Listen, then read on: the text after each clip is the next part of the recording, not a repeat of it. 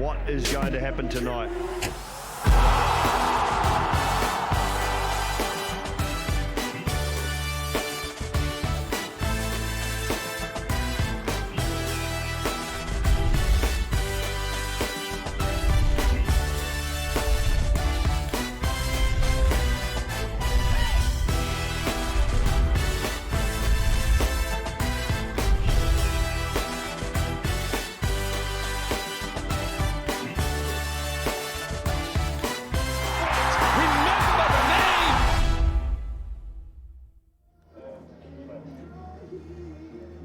Good afternoon and welcome to the College Field in Guernsey, and that's what this tournament is all about. It's the ICC Men's T20 World Cup Europe Final, and this is all part of a pathway through to that main event in Australia in 2020. 6 teams here this week for the ICC Men's T20 World Cup Europe Final, which will send one team off to the UAE to the Men's T20 World Cup Global Qualifier, and from that tournament where there's 14 countries fighting it out for 6 spots in what you just saw on your screen in the big event down in Australia in 2020, a marketeer's dream, T20 in the year 2020 down in Australia. And you're very welcome along to Guernsey this afternoon. It's a little bit overcast, certainly a bit grey, and we've got the host nation and a nice crowd filling into College Field for the first time. Andrew Leonard bringing you these pictures with ICC Europe. Delighted to be doing so. And Guernsey have it all to do because they lost their opening 2 games. They went down to Jersey in the first match in the Inter-Insular Challenge, the battle between the 2 Channel Islands rivals. Let's take a look at those highlights now as Jersey ran out winners on game day 1. We put in a quality performance there from start to finish. Bowled really well, a lot of discipline with our areas, backed up by some quality fielding, and then a good finish with the bat.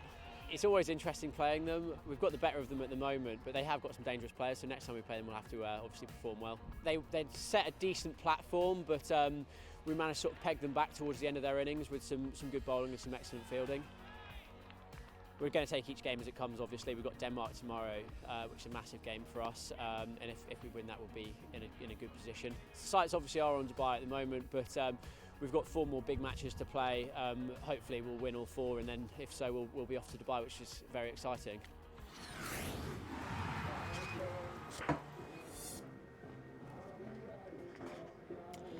Yeah, that was the highlights there of Jersey beating their biggest rivals, Guernsey. What a catch that was from the Jersey keeper, Jake Dumford.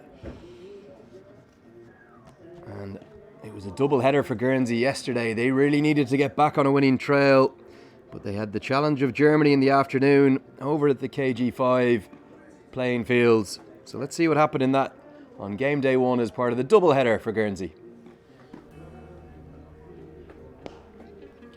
Starting with a win, so that was of paramount importance in a tournament like this. So absolutely happy with the result. We used to play in the rain and back home in Germany as well, but I think we had a full game, so it did not bother us too much, So the decision of the toss was a little tricky with the rain, but we decided to chase and it worked off. They had a good start in the power play.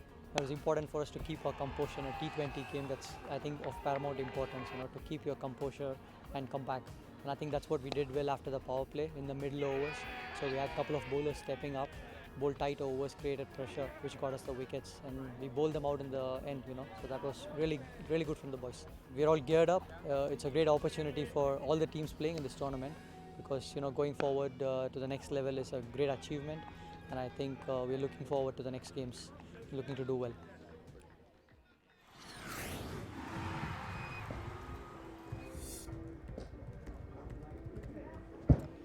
Yeah, so it was none from 2 from Guernsey. They were the highlights of the second match of the tournament for them yesterday on the opening day. A big crowd. They were disappointed at the KG5 playing fields on home soil as Guernsey. They've started none and 2, and what that means is that they're into must-win territory. They must beat Italy this afternoon here at the College Field to stay in the tournament.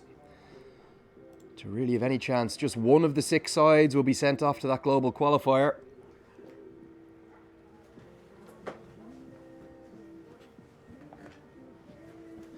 We're going to take a look at the points table now and the current state of play So Jersey and Italy, they're on top. They're unbeaten. Perfect 2 from 2. Germany, they couldn't quite defend their total of 134 at this very venue this morning. So Italy behind just on net run rate to Jersey. 2 sides, 2 from 2. Denmark, their coach Jeremy Bray, going to be very disappointed with their start, losing to Jersey in this morning's game. And the other game that's going on this afternoon, it's going to be Jersey in doubleheader action again. They'll play Norway. Norway will be looking to get off the mark in the tournament.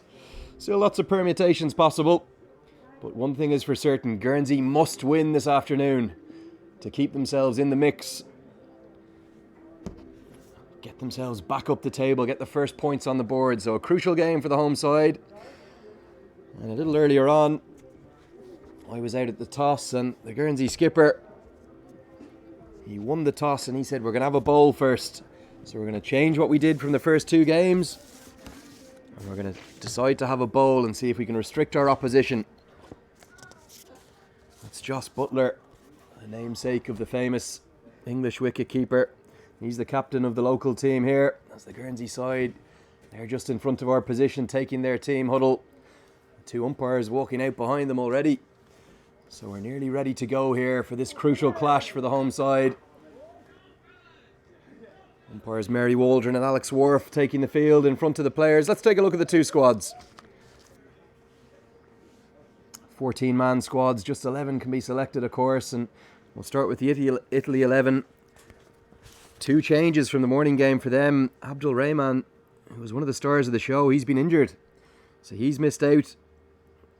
And they've dropped Jaspreet Singh, who he made an incredibly costly error in the field with that drop at long off. It got Germany back into the game, so he's been taken out of the side. And in come Charanjit Singh and Anam Malak. 5 Singhs in this Italian side, remarkable. But 3 of them will take the 11. Let's take a quick look at the home side, captained by Joshua Butler. 3 men missing out today are Oliver Newey, Jordan Martle, and Nicholas Buckle. So we'll see spin aplenty from Guernsey. But realistically, they must win today to remain any hope in this competition. It's just the second day of the ICC Men's T20 World Cup Europe Final. But if Guernsey can't find a winning vein of form today, they will be out of the reckoning in this 6-team event. So big pressure on the hosts, there's no doubt about that. And they've got to face up to an Italian side that's in form. And there's probably not 2 more informed batsmen in the tournament than these 2 walking to the crease now. Joy Pereira and Manpreet Singh. Manpreet Singh was really superb this morning, hitting the ball to all parts of the ground, particularly punishing on the extra pace of Craig Machete. So the Italians, they stand top of the table. And they are the ones in the ascendancy in this tournament. I said we'd see a lot of spin from Guernsey. It's going to be Thomas Valliard to open the bowling from the pavilion end. The big man Joy Pereira, who loves to get Italy off to a flying start. So time for game 7 of the tournament. Here we go. I said he likes to get them off to a flying start. He's done exactly that. He looks for the slog sweep immediately, right into the slot from Valliard. Hammered into the deep by Joy Pereira. A boundary to start, a tap of the bat, and a touch of the gloves from the Italians. The perfect start for them.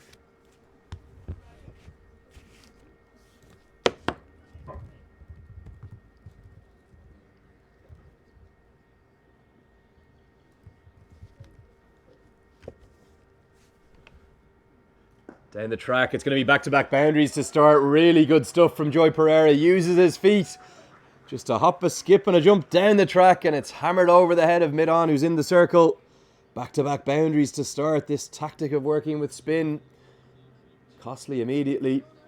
Just 2 men allowed outside the circle for this first 6-over power play period. And it's going to bring about a change in the field, because the man who was initially outside the circle at long off will come around to long on. The other fielder outside the circle at deep mid-wicket. Pressure on Valliard to start.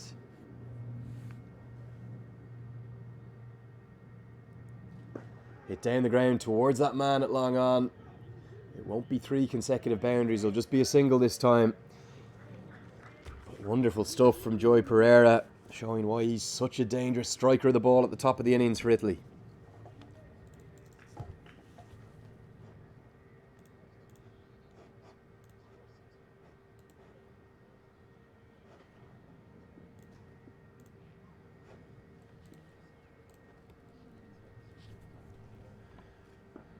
Better from Valliard, just drags his length back. We saw Manpreet Singh on the opening day of the tournament yesterday really struggle against Seam at the top of the innings. Healthy crowd filtering in here to College Field in Guernsey. Certainly not the warmest summer's day you could imagine. In fact, it doesn't really feel like summer at all. We've got grey, overcast clouds overhead. In between the 2 matches here, there's about an hour and a half break. We had quite a share of rain.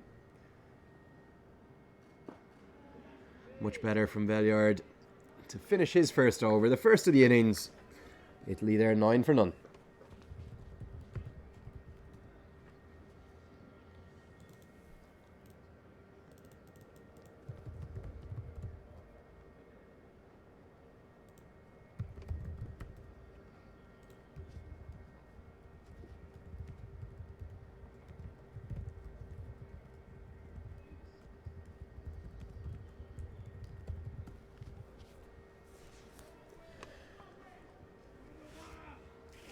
So it's going to be big William Peatfield to open the bowling from the far end for Guernsey. He was impressive in the afternoon fixture for Guernsey yesterday, bowling at good pace, causing problems for the German batsman.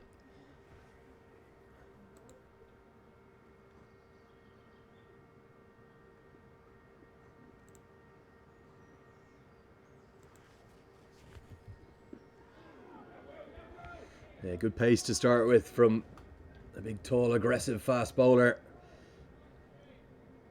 Just beats Joy Pereira for pace a bit. Strikes him on the inner thigh pad. A little bit of pain.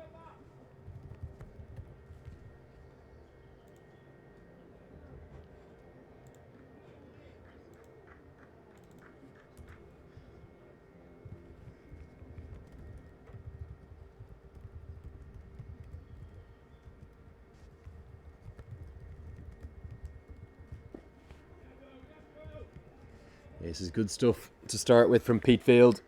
3 dots for him.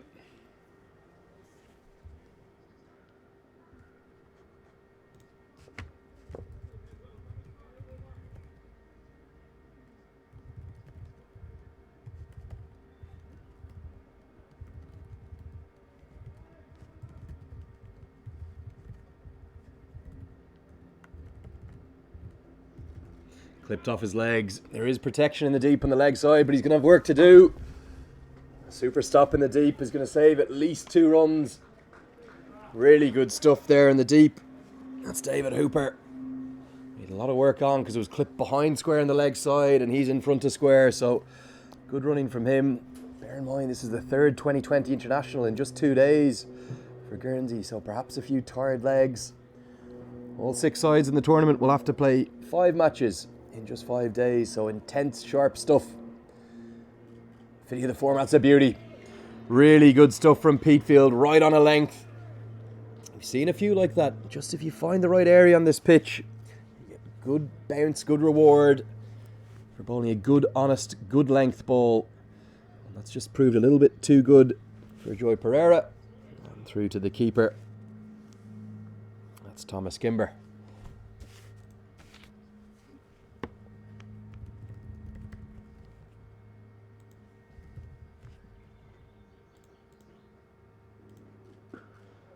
What a shot that is. Power from Pereira into the slot. That's the biggest 6 of the week. Flies into the trees. And sensational striking from Joy Pereira. He's got Italy off to a flyer again. Session expired. Yeah, so what's the password? Scorer 1, lowercase. Oh, no, I'm sorry. What is this, Apple? Yeah. Do you bring up?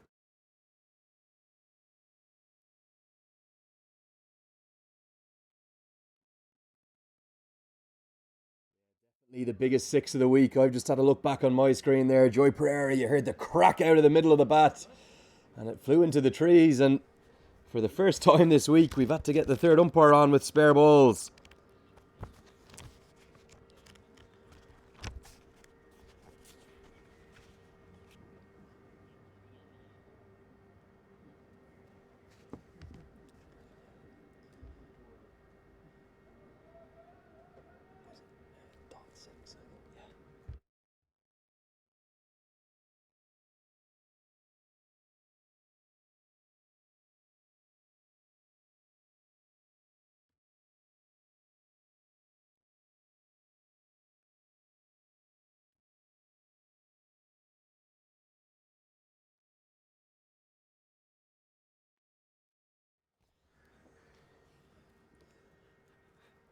So yeah, we've had a replacement ball come onto the pitch there. I'm going to call that one as the biggest six of the week. A quite sensational strike from Joy Pereira. It's gone over the retaining fence here at the beautiful Elizabeth College Field ground. Pressure on Pete Field. Nicely bowled, back in the length from him, and good respect shown from Pereira. So that's going to end the second over. And the score now is 17 for none.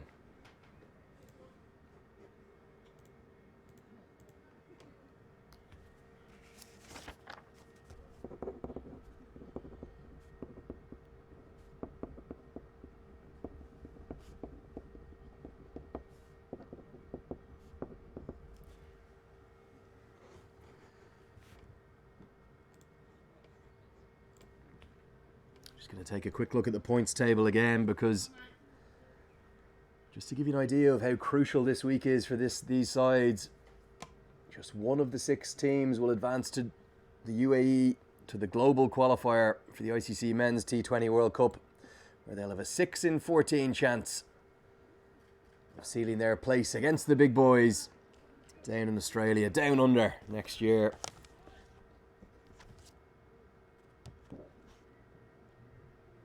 What a brilliant tournament the T20 World Cup is. Memorable moments in recent years. 6 editions so far. The first one, of course, that famous India-Pakistan final back in 2007. But every single edition of the tournament through 2009, 10, 12, 14 and 16 have all provided memorable moments. Driven into the offside. That's a lovely shot from Manpreet Singh. It's going to beat the infield, and there's work on for the big man. Ashley Wright, he tidies up from mid-off. Just 2 runs to the total.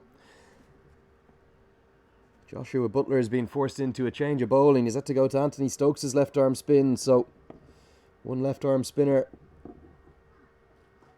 replaced by another. This could be a chance in the deep. In fact, it's not going to be just a chance in the crowd. It's going to soar all the way for 6.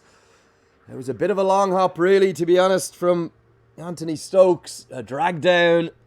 And with the form that Manpreet Singh has found, he's going to be too good for that. He heaves that into the deep for a second 6 and 2 overs for Italy.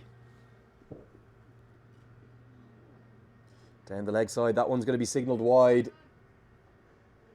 Umpire Alex Wharf, the ex-Glamorgan seamer, standing here in this ICC Men's T20 World Cup qualifier for Europe. He's also working as an umpire mentor. Short again, pulled into the deep. There's no one behind square on the leg side, so it's going to be another boundary. An expensive opening over from Stokes. This tactic of spin in the power play isn't working for Guernsey. And as you can see on your screen there, don't those 2 opening batters love it? A tap of the gloves and a tap of the bats together. They know they're on top to start this game. Italy looking to stay perfect. They're looking to go 3 and 3.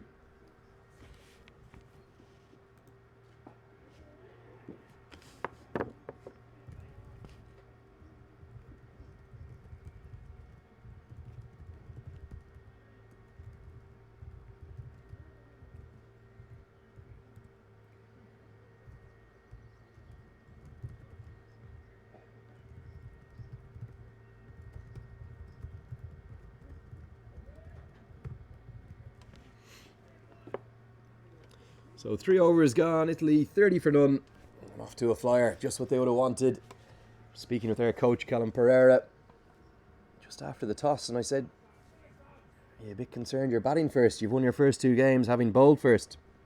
He said not at all. If they'd won the toss, they would have liked to bat first. They think it's a very good surface. Remember, they've played all 3 of their games here so far in the tournament at the College Field. So even though they're playing against the home side, Guernsey, they've got good knowledge of the local conditions as well. Beanie, the groundsman in his team, done a great job on the surfaces here this week.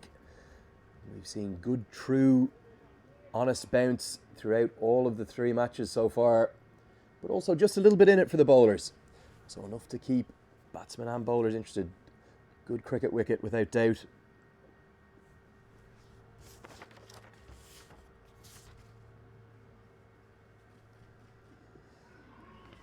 Angle into the pads of Pereira. He can't make contact with the bat. You'll see umpire Mary Waldron's hand is extended because she will signal leg by.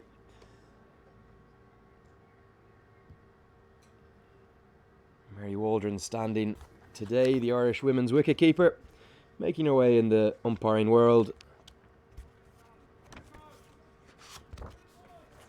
Shared a plane with Mary across to Guernsey here, coming from Dublin. She was very excited about this week. She's been doing a really good job so far. Great to have her standing with Alex Wharf today. Interesting stuff from Manpreet Singh. He got himself into a tricky position but managed to get bat on ball. Could have been in trouble if he missed that.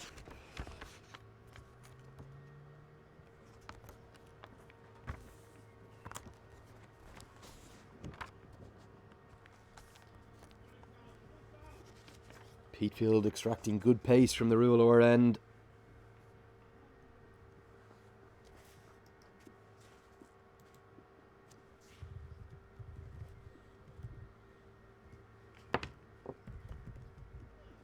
That's a beauty. Really well bowled. Beats him outside the off stump. And we've seen this from Manpreet Singh. If you get it outside the off stump, he just has a tentative poke and a prod at it. Doesn't like it out there. Tends to struggle. Anything into his pads, he punishes. But really good stuff, that from Peatfield.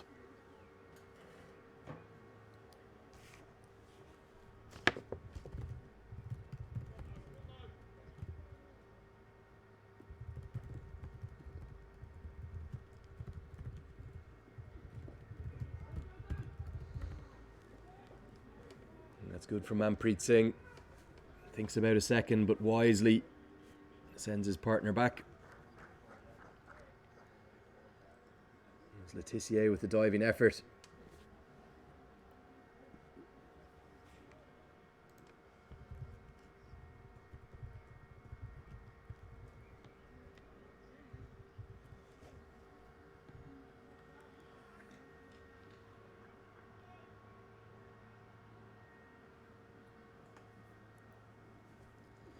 Powered down the ground again by Pereira. That's where he likes it. It's going to fly all the way for a maximum 6. The second of his innings. The one before went into the trees. This one didn't travel quite as far. But Joy Pereira showing why he's arguably the biggest hitter in the tournament. Italy off to a flying start. 4 overs gone. They're 38 for none.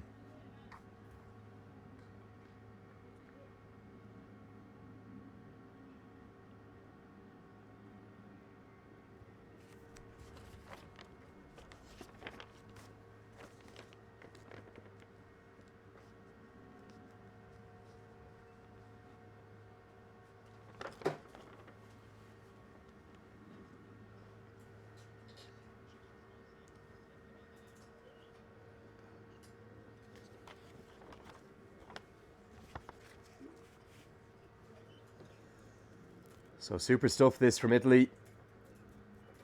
Remember, they've won their first 2 matches. They're looking to make it a perfect 3 from 3. Moving into tomorrow's rest day. What was originally scheduled as a rest or reserve day. We will have cricket tomorrow. Just clip the pad down the leg side from Singh. I'll get through for what will likely be 2 leg buys. Really poor fielding there. That's Letitia at short fine leg. Lackadaisical in getting to the ball. Pereira scampers back for 2. The reason we'll have cricket during the reserve day tomorrow is the Nordic Derby. Norway v Denmark was washed out on the opening day. Hit into the offside. That's a really good stop at mid-off. Super stuff and a mix-up between the running. Good diving stop from Ashley Wright at mid-off.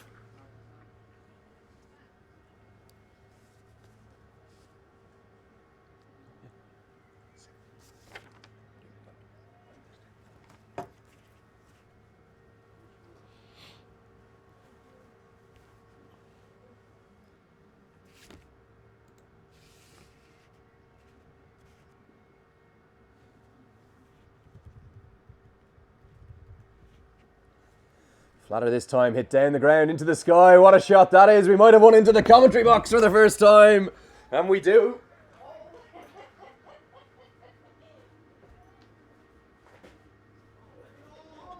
I've got my hands on the ball for the first time this week. The throw comes in right from the commentary position.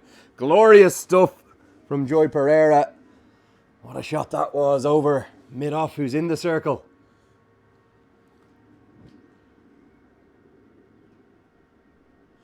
Looks to repeat the dose, but it comes off an inside edge, down the ground, towards long on. Pereira so devastating in these first 6 overs, the power play, where the fielding restrictions are in place. Nothing to cheer for the home crowd for Guernsey yet. Hit down the ground, this time by Singh. Mid-on's got work on, long on, that's super fielding. Really good stop by Lee for Brash, and something finally to cheer for this Guernsey home crowd. They're filtering in big numbers now. We saw a very healthy crowd yesterday across at the KGV playing fields.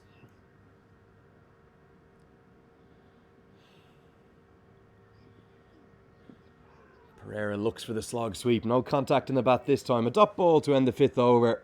Italy going just a run shy of 10 and over. They're 49 for none.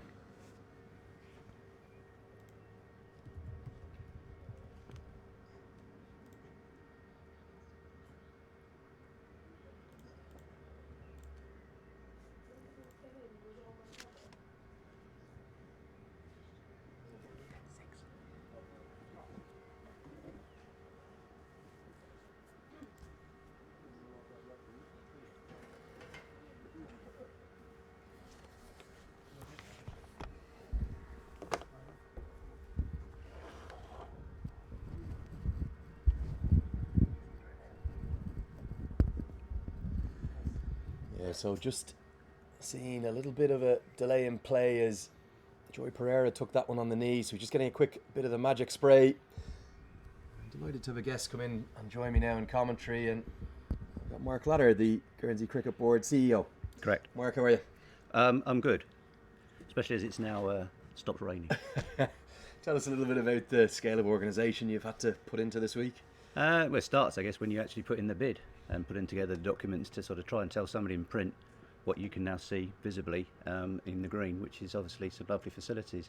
So we got through that process, and then since then it's been putting together a team, getting people pigeonholed for the various roles that are required to put something like this on, getting the venues up to scratch, and then welcoming everybody, getting the hotels, the food, the transport, and everything else in between. Yeah, you do really have lovely facilities here. Not just the College Field ground, but the KG5 playing fields. They're the 2 host venues. Really good cricket wickets, and I think all the sides from right the way around Europe really enjoy coming here to the Channel Islands. Yeah, we've been quite lucky. I mean, we just had games with Jersey, which is our first T20 internationals. Obviously, we play them regularly, being just across the water. But Netherlands are regular visitors here and use it with the development side, and brought a very strong team over because they know they get looked after in the facilities for the cricket, both on and off the field now with grass net facilities at KG5. We can match with most counties, etc. What I've really noticed throughout the week is the scale of volunteers you've involved with the sport here in Guernsey. Really heartening to see big smiles on their faces, and wouldn't be possible without them, I suspect. No, absolutely. I mean, like, it's good here with Elizabeth College, where we've got the boys who've come out and helped out. So they're running teas and coffees and everything else, and some of those are involved in our cricket system. And obviously they're seeing what hopefully they're going to be taking part of. But everybody's really been looking forward and excited to this competition, to host it, to welcome all the people to Guernsey. One of the big things about us is hospitality. We like to make sure everybody has a good time, and hopefully that is the case. Yeah, the weather not quite playing ball so far. About everything else has gone perfectly. And has that caused a few headaches? You know, yesterday we had the game that we weren't able to get back out as Pereira goes down the ground just over the head of mid-off. It was a diving effort Lucas. from Lucas Barker, maybe just half a chance, and what a moment that would have been, because Pereira, he's absolutely flying, 34 off just 16 balls. From a Guernsey perspective, Mark, you really need to see the back of him. Yeah, and he's obviously a good bat, but I'd like to see him batting in another game other than the one currently against us so well, but hey-ho. We need to obviously to win a game to get ourselves sort of set and clear out the yesterday, which was disappointing. And the same word we'd used with the weather from your previous question. I think everybody's been so excited putting everything on weather's weather, but I think it's just disappointing when we weren't able to complete the game yesterday. And you know, there's learning points in all these things. Your role as CEO, I'm sure, crosses over not just the organisation of events like this. Maybe a slight outside edge on that. It's being put down behind the stumps by Thomas Kimber. Tough chance, it came quickly to him. But yeah, your role must not just be about hosting these events, but you're surely involved very much with the high performance side of it with the elite national team. Bit of disappointment yesterday, 2 losses in the opening 2 games. Yeah, I think over the last couple of years, I mean, maybe even back further than that, I think our bowling and fielding have been really strong, and we've always been held ourselves, you know, in those disciplines. Batting comes and goes a little bit with us, and at the moment we're just not quite getting there in terms of a plan and a delivery. Especially so again the German game where we were 80 odd for 3 in 12 overs, and then only got to 117. We're just not seeming to be able to go on, and as we're seeing from Pereira here, crossing the rope certainly puts the score on quickly, and that's really where we're just not quite getting that out as we go. Yeah, it's a tough format this week. 5 games in 5 days. Every side plays a double header, and losing your opening 2 matches today is surely a must-win game for you in Guernsey. Yeah, no, absolutely. I mean, we set ourselves certain challenges when we came into it.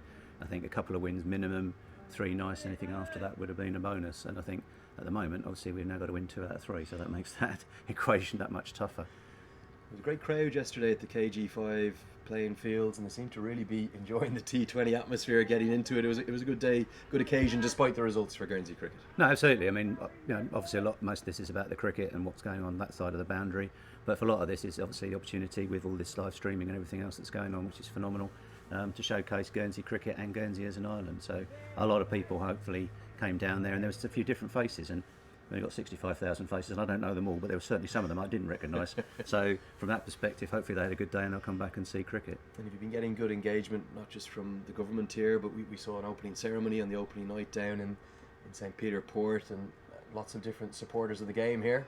Yeah, definitely. I think obviously our tourism business are interested in this, in the numbers of people coming and focus markets in Europe. And again, that hospitality thing, we wanted to get our government and dignitary heads and legal heads, the bailiff out, just to sort of welcome everybody here, show off a little bit of our history in Castle Corner, in Old Elizabethan Castle. I think everybody sort of took a lot of photographs. And at noon, we obviously took them to the noonday gun ceremony as well, where I think if you've seen the pictures from that, they didn't realise how loud it was. Hit down the ground, could be a chance, dropped. It was swirling in the wind, very difficult. Pereira gets another life, that's twice in 2 overs. Josh. This time it's the skipper, Joshua Butler. What a crucial moment that could be. Pereira was looking to hit down the ground, it skewed miles into the air off the outside edge. Butler ran back, he did get towards a position to take the catch, but it popped out. Disappointment for Guernsey. And yeah, talking about that opening ceremony, but it was the captain's photo call with the firing of the gun at midday. I think a few of the captains got a bit of a shock. Yeah, I don't think they realise quite how loud it is. They always tell you it's loud, but until you hear it, you don't know. And the cameras wanted them a little bit closer for the shot, and all their shoulders go up as the gun went off. But again, that was just something nice to tie in with the history and what we do over here. Tell us a bit more about the history of the sport on this island. It's very much embedded into the culture here, one of the more popular sports. Yeah, most definitely. I mean, here at the college, if you go up into the old pavilion, there's a shield there of I think it's 1864 is the first date there on the cricket that was actually played here. Our evening league, sort of Guernsey Cricket Association, has been sort of under full speed since 1957.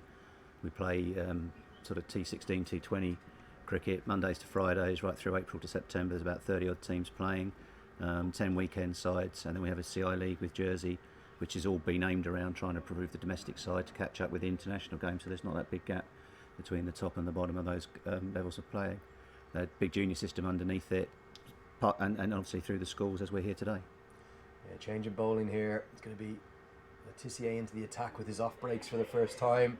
A little bit of a mix up in the running, and Guernsey just coming back into the game a touch with the end of the fielding restrictions, the first 6 overs of the power play. Italy 59 for none in the 8th, and Guernsey just need to make that breakthrough. I'm chatting to Mark Ladder, the Guernsey Cricket Board CEO, as that one just leaks down the leg side, signalled wide by umpire Mary Waldron.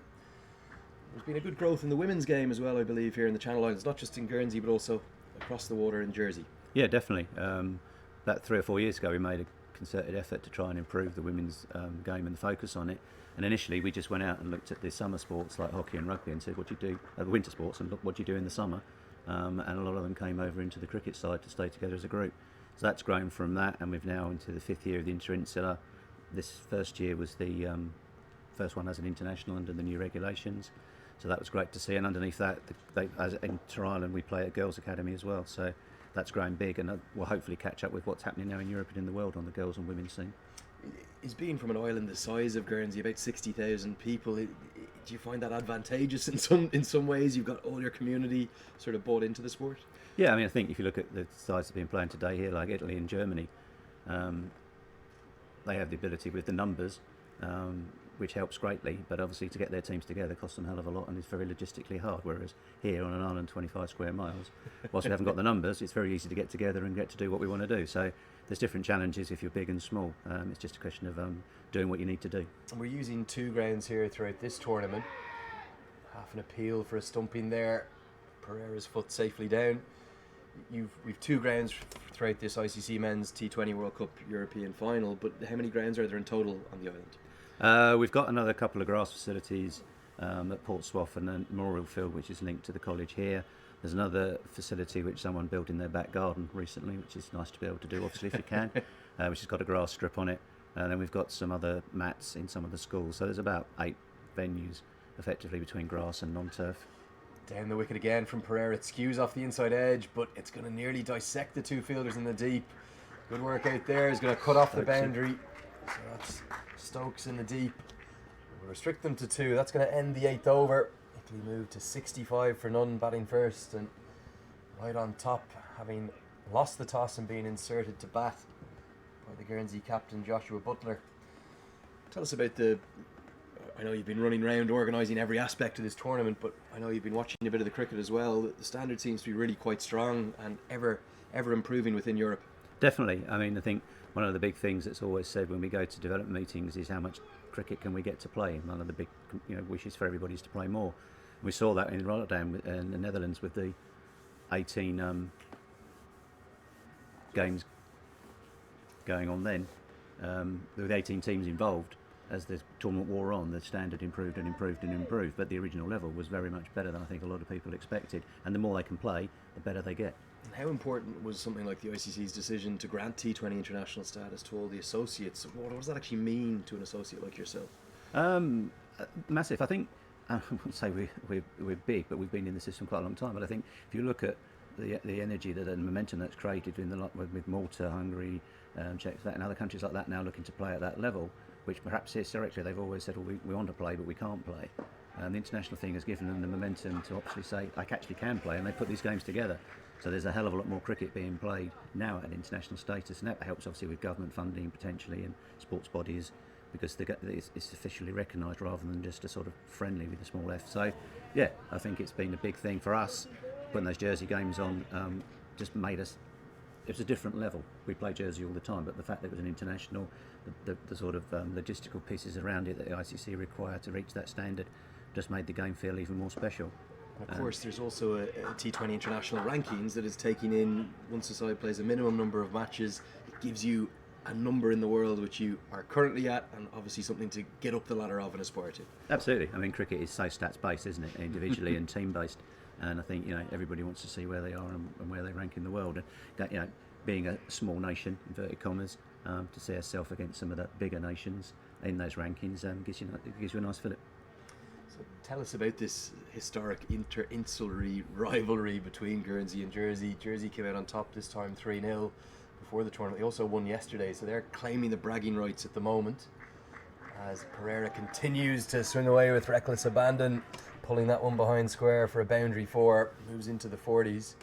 they've got the bragging rights, but it's very keenly contested between the two islands. Yeah, absolutely. I think anything that's played in sport between the two islands is a keen contested game, be it tiddlywinks, football, rugby, whatever.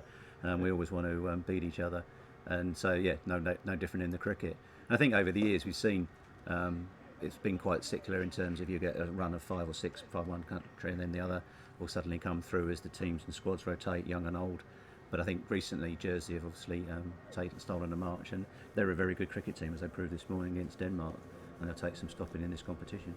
Yeah, Guernsey, top of the table. Let's take a quick look at that table. Just want to ask Mark Ladder, Guernsey Cricket Board CEO, about this table, because from these 6 sides, we will have just one that will qualify for Dubai and Sharjah and Abu Dhabi in the UAE, the global qualifier. Guernsey on top at the moment.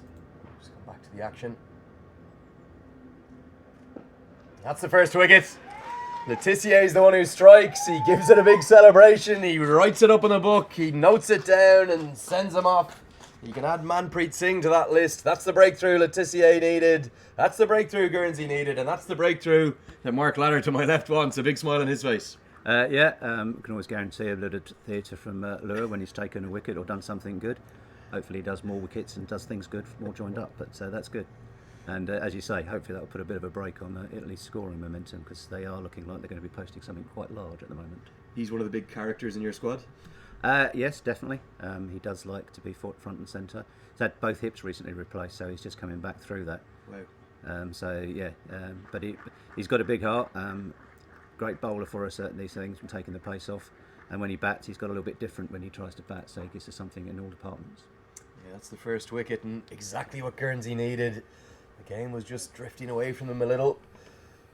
Joy Pereira still swinging away with reckless abandon. He's on 43 not out off 26. But Manpreet Singh, he falls for 22 off 29 deliveries. Caught and bowled by Letitia. A famous name on the south coast of England.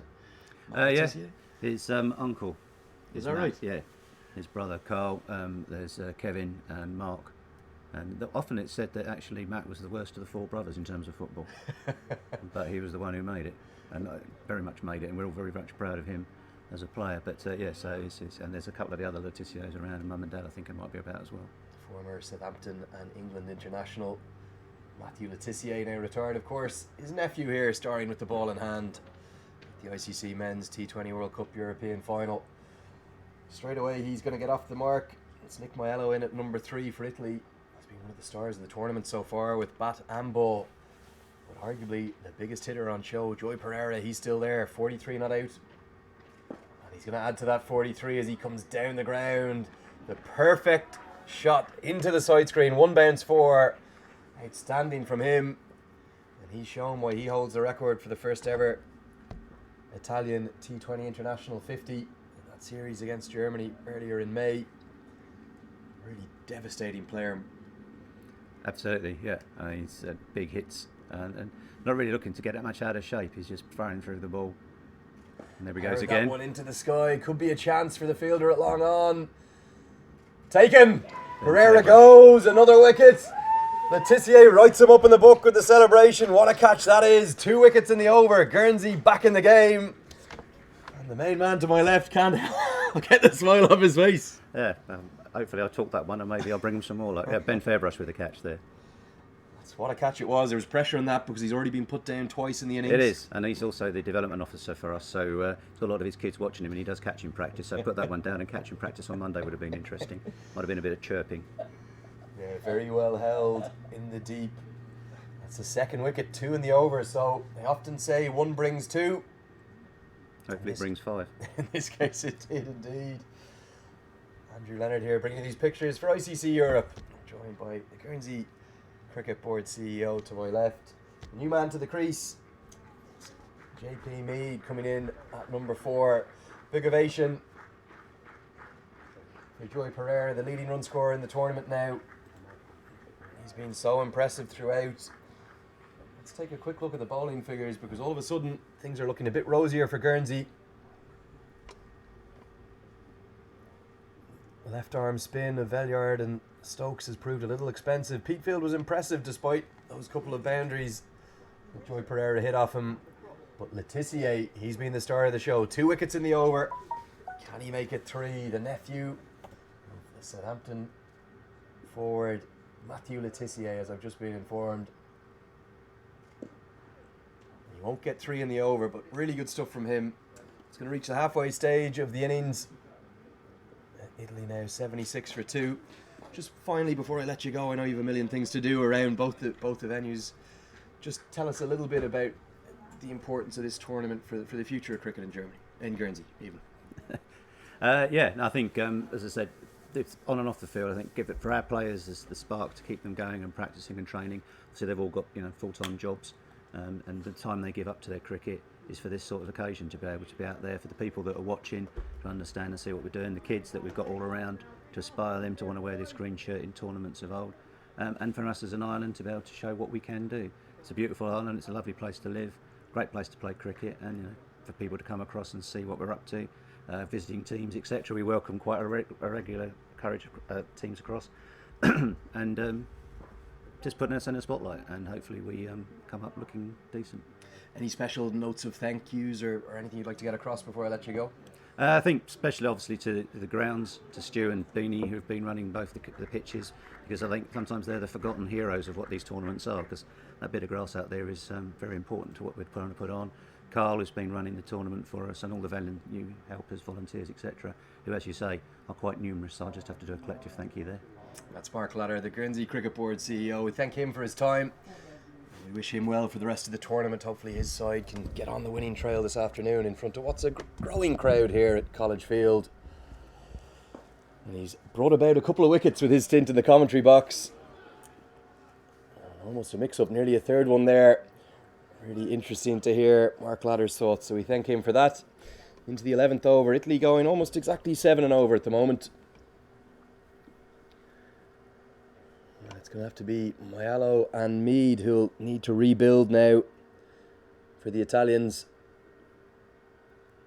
Slower through the air from Valliard, hit out into the offside. That's William Peatfield doing the fielding. See if I can get you a quick update from the other game in progress as well.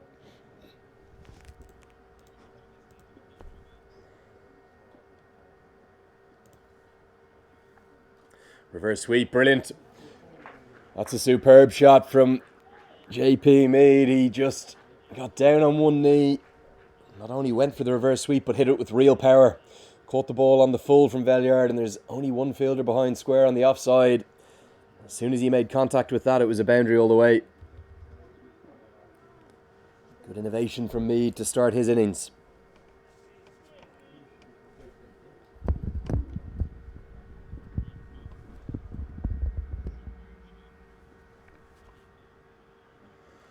He uses the feet this time and punches down the ground for a single.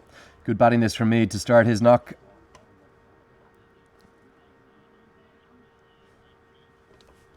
It's dark and a little bit grey at the moment. In the other game in progress, Jersey are batting again first against Norway.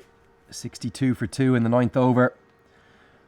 So both Italy and Jersey looking to make it 3 wins from 3 games, as fortune that time for Maialo off the inside edge, down towards fine leg, who's in the circle. It's going to end the 11th over. Italy now 85 for 2.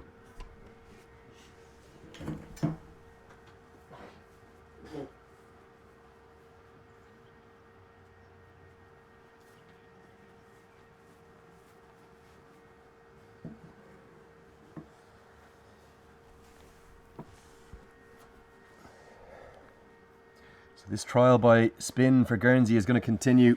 Letitia will stay on. Only just seen one seamer throughout the innings so far for Guernsey. That's Peatfield.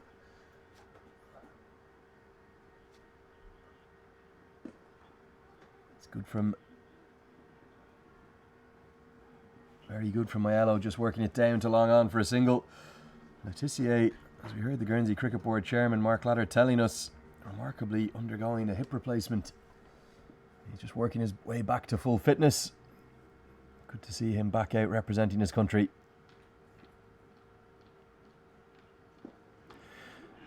And he's got a third just like that. And the celebration comes out for the 3rd time. He writes the name in the book. He closes the page off. 3 for Letitia, 3 for Guernsey. The home side have plenty to cheer all of a sudden. They're right back in this game.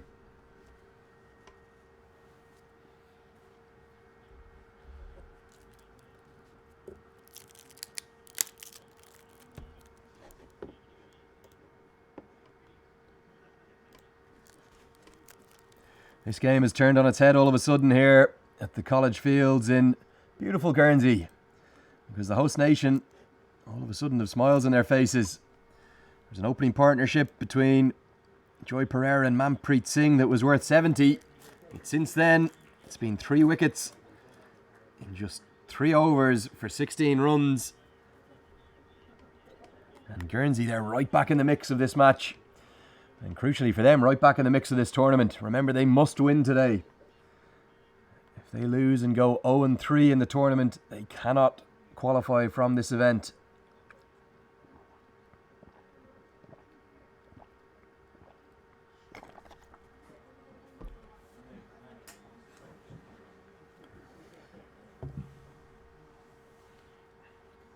New man to the crease for Italy is Michael Ross, coming in at number 5.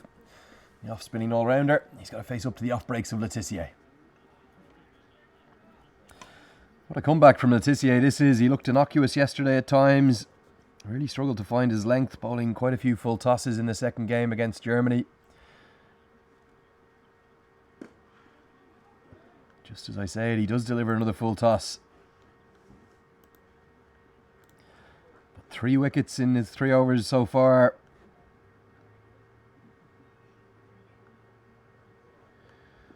Took 1 for 28 in the opening match. Went wicketless yesterday. 4 overs, none for 33, but beautifully bowled there. Slightly changing his pace. Good line outside the off stump.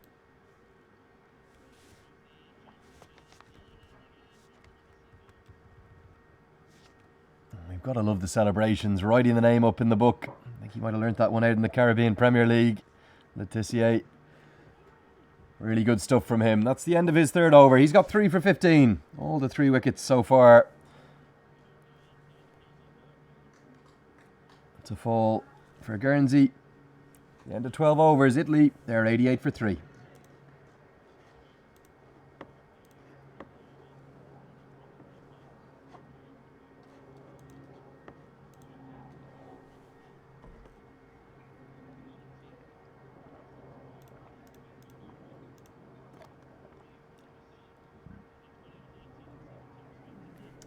Quick update from the other game in progress. Jersey batting first over at the KG5 playing fields. Jersey are 74 for 2 against Norway. Norway winless so far.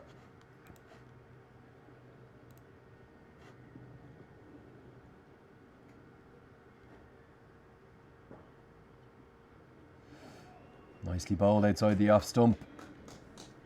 David Hooper back into the attack with his right arm medium.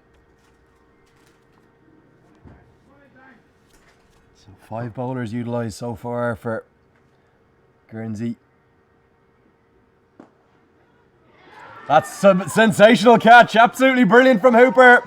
Was hit back firmly by Mayalo to Hooper's right, and he takes a diving grab, much to the delight of the home crowd. That's the 4th wicket. Brilliant from Guernsey. Gets a big pat on the back. David Hooper produces one of the memorable moments of this, the ICC Men's T20 World Cup Europe Final.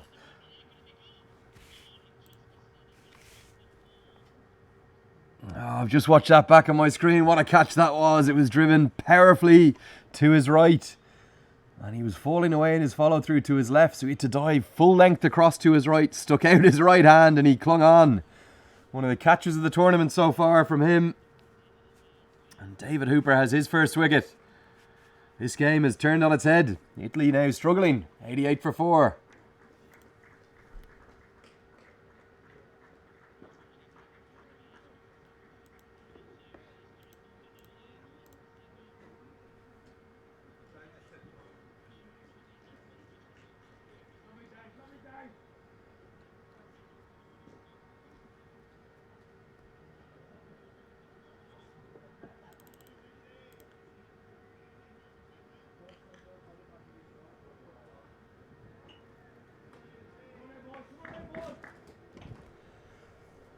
Good atmosphere building up here at the College Field ground in Guernsey. And the reason that good atmosphere is building up is the home crowd know their side is back in the game. It was devastating stuff to start the innings from Pereira and Singh. Some clever bowling, some good captaincy, and a couple of great catches that brought Guernsey back into the game.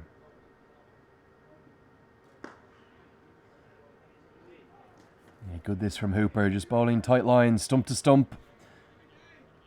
Military medium at best, really. Not getting great movement, but just keeping it tight. Difficult for the batters to get away. Fuller this time into the block hole. Hit down the ground by Ross for a single. New man to the crease for Italy is Anam Malik. He's just come into the starting 11. Didn't play this morning. So pressure on the new man.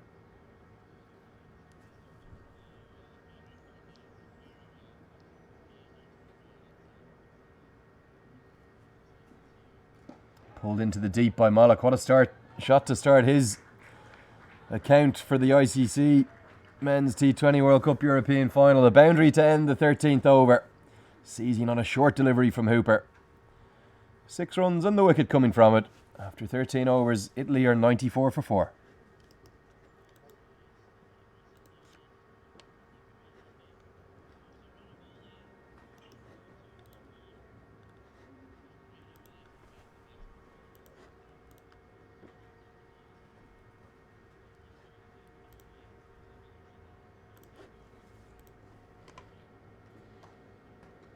Letitia is going to continue. Let's see if we can have time to take a quick look at the bowling figures for Guernsey. 5 bowlers used so far this morning, this afternoon even. Valliard and Stokes, they're the 2 left-arm spinners. They've been costly so far. Peatfield was really impressive in his opening 2 overs. Certainly the fastest bowler on show. And rather than finish out Letitier's spell, Joshua Butler has decided to go back to his strike bowler. Go for the jugular here. He senses he's got Italy on the ropes at 94 for 4. Can his big fast bowler find another breakthrough? He's got 2 overs left. Might you see him used in a 1 over burst here, Peatfield. Certainly the quickest bowler Guernsey have.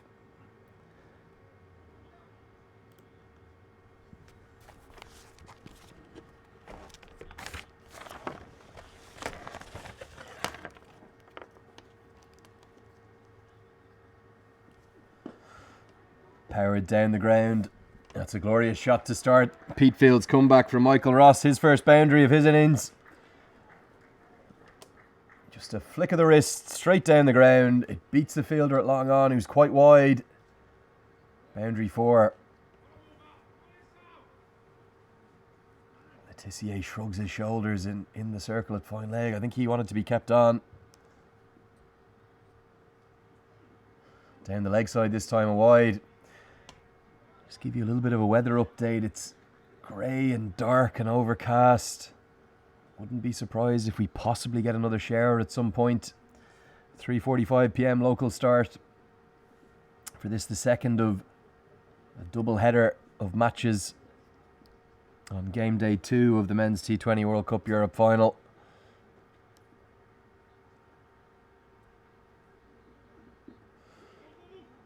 Better from Peatfield into the pads of Ross. It'll just be a leg by. We'll wait for the signal from umpire Mary Waldron. She does indeed signal leg by. That's the 100 up. Cheers predominantly from the Italian camp to my left here. 2-player dugouts. Anam Malik is going to have to face up to William Peatfield for the first time today.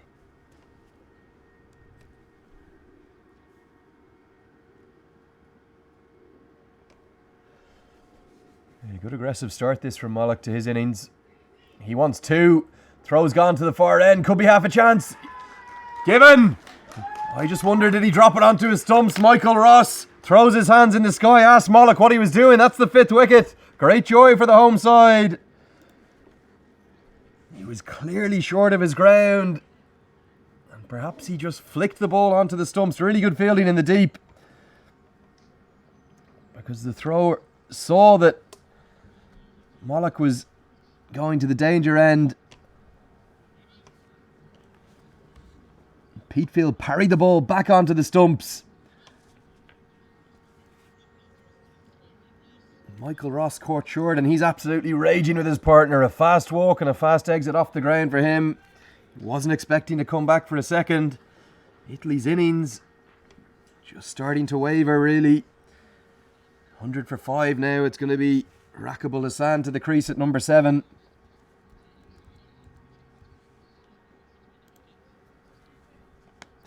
It was absolutely brilliant work in the deep by David Hooper. Not just because he picked the ball up cleanly and got the throw in, but he saw which end to throw it to.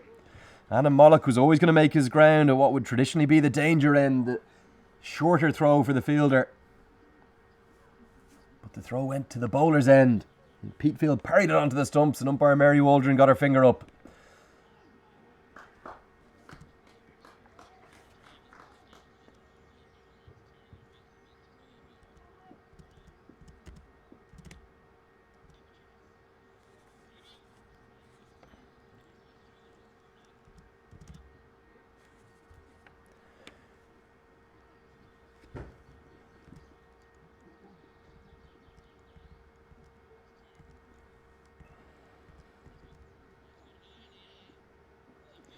Full into the slot. Brilliant fielding. Seen some great fielding from Guernsey today. We have seen a couple of catches put down. But taken one-handed by Peatfield on the bounce. The throw came back in to try and run Mollock out. Clipped the top of off stump, and Kimber does a good job behind the stumps. Getting one hand up to save any overthrows. Still one ball left in his third over. 14th of the innings. Action aplenty at the College Field in Guernsey.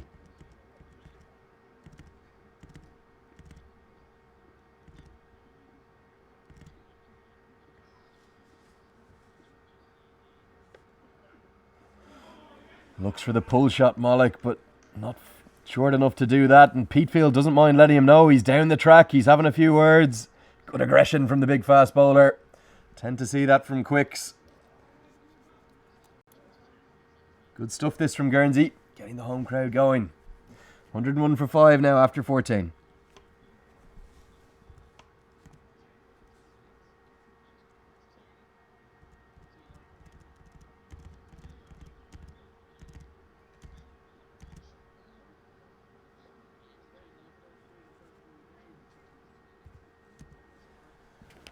Yeah, I'm just taking a look back on that run out of Ross, and it looks to me to be an outstanding decision from Ireland's Mary Waldron.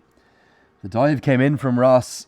The ball was flicked onto the stumps by Peatfield, and on the freeze frame I can get on my computer, he's just a couple of inches short. So the correct decision for Mary Waldron. The 5th wicket to fall. A run out for Guernsey. See a change in bowling as Anthony Stokes with his left arm spin back into the attack. Good diving stop at mid-wicket, but they'll get through for the single. Rakibul Hassan, the all-rounder, bowling his left arm spin. You'll see that later, but he's in and he's off the mark now with a single as a left-handed batter.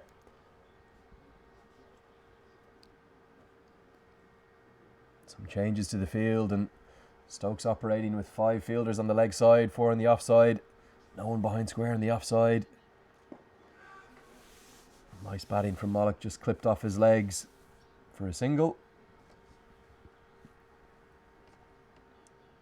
Guernsey are going to be just thinking it's a very good batting surface here at the College Field.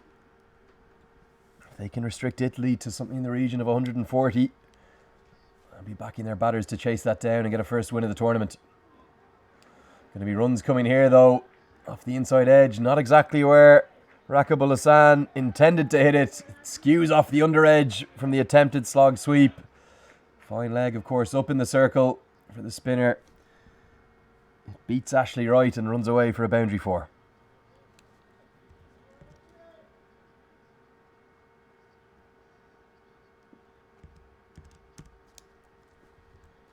Down the ground towards our commentary position, towards long on. Hooper's there, takes the catch. It's a brilliant catch. That's the 6th wicket to fall. Rakib Ul Hasan's giving it away off just his 3rd delivery. And first wicket for Stokes. When the ball came off the bat, I just wondered, was it going to soar over the ropes down to our commentary position here? But Hooper took a very well measured catch just inches inside the rope. That's the 6th wicket. Guernsey are back in the game here.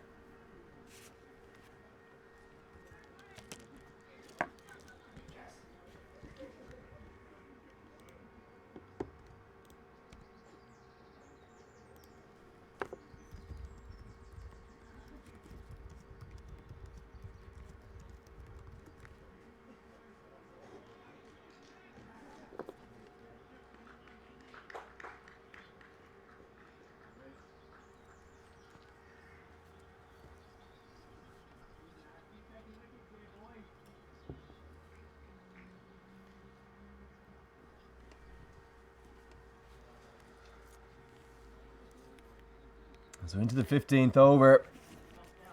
Italy 6 wickets down, and great delight for David Hooper in front of us here. Taking a good catch at long off. In fact, it was long on for the left-hander. Now stationed at long off. The new batsman to the crease, Baljit Singh, in at number 8 for Italy. Remember, this Italian innings was off to a flyer. Could be another chance, just short of the man at long on. Just for a moment, Lee Fabrice, he thought about going for that. It's going to end the 15th over. Italy there 108 for 6.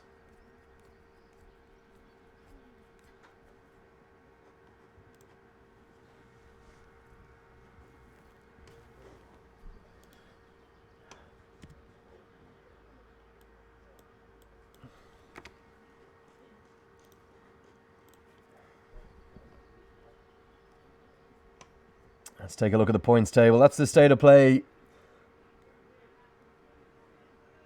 Halfway through match day 2 of this ICC Men's T20 World Cup European final qualifier. As Letitia gets ready to come in and bowl his final over. Jersey on top of the table.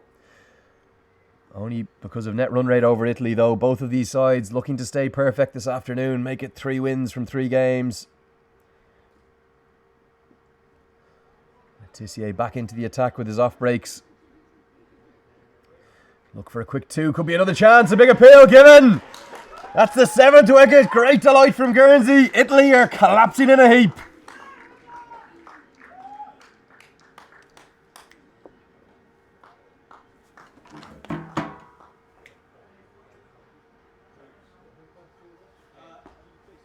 David Hooper, what a day he's having in the field. Just took a fantastic catch down at long on, and the Italians not learning from their mistakes because a second run out has been affected. A good flat throw right over the top. All Thomas Kimber had to do is take the bails off. And yet another Italian wicket falls, and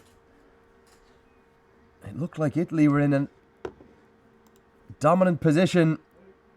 They were 70 for none after 9 overs, remember. In the last 6 overs, they've lost 7 wickets for 38 runs. And they are in all sorts of trouble here at College Field.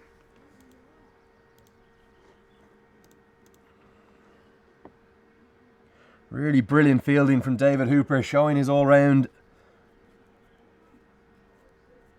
strength. And it was a good flat throw from him right over the top on the bounce to Thomas Kimber. There's a real buzz around College Field all of a sudden. The temperature might not be warm, but this game is heating up. Huge appeal. Umpire Mary Waldron says not out. She's unmoved. Letitia was convinced. Certainly looked adjacent. Height might have been an issue.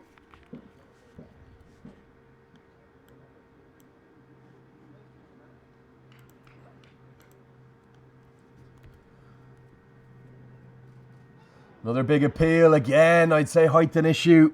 He's extracting good bounce, Letitia. Quite the character with the ball in hand. Nothing wrong with a big appeal, but you have to enjoy the exuberance he's putting into it. He was convinced with the first one. The second one a little bit more out of hope than anything. Fuller this time, a full toss, searching for that glory ball. Yeah, we're just looking back at the replay here in the commentary position on our screens, and I think both times height a factor. The second one clearly not out, but the first one very close. Umpire Mary Waldron, she was unmoved. And that's all that matters. Italy remain 7 down, 110 for 7 now. Tissier just 2 balls left in his spell to weave some magic. Beautifully bowled. Really good stuff this from the Tissier. He's changed his pace nicely. Getting good energy on the ball, good revs on it. Getting good dip and turn as well. Really good stuff. Great to watch. A wonderful spell of bowling. 4 overs, 3 for 17. It's a big ovation from not just his teammates and a high five as you see there, but a great ovation from this ever-growing Guernsey crowd. Guernsey feel like they're on top. It's 110 for 7.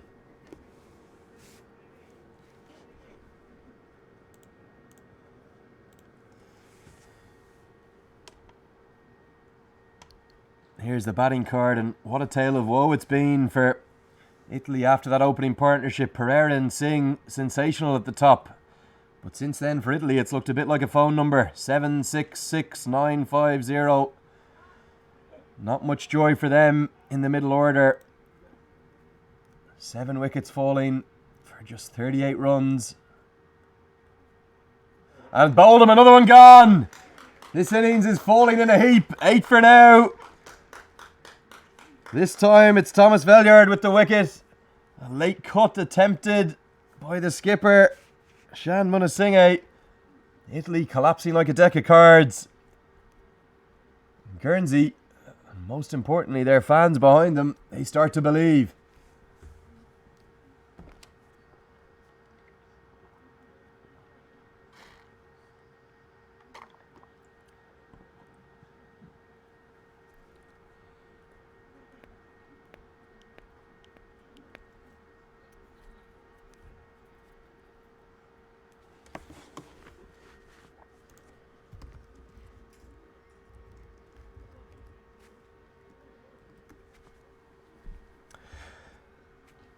In the space of 6 overs, this game has turned on its head. It was all Italy for the first 9 overs. And in between overs 9 and 16, Guernsey have pulled it out of the fire. 8 wickets falling, just 40 runs added to the total. And this Italian lower order, which, reminder, many of these guys haven't had a bat this week yet. Because the Italian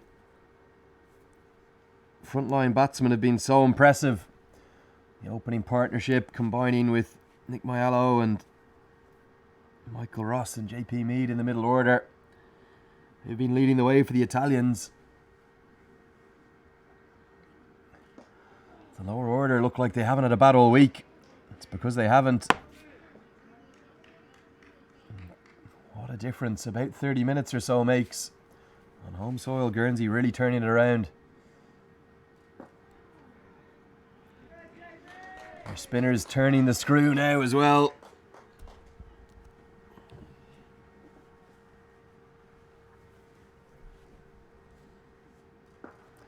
Powered into the offside this time by Baljit Singh. He finally gets off the mark. Certainly more known for his bowling. One of the stars of the show with the ball so far this week. Baljit Singh. And he's got Charanjit Singh with him. So the 2 Singhs at the crease now.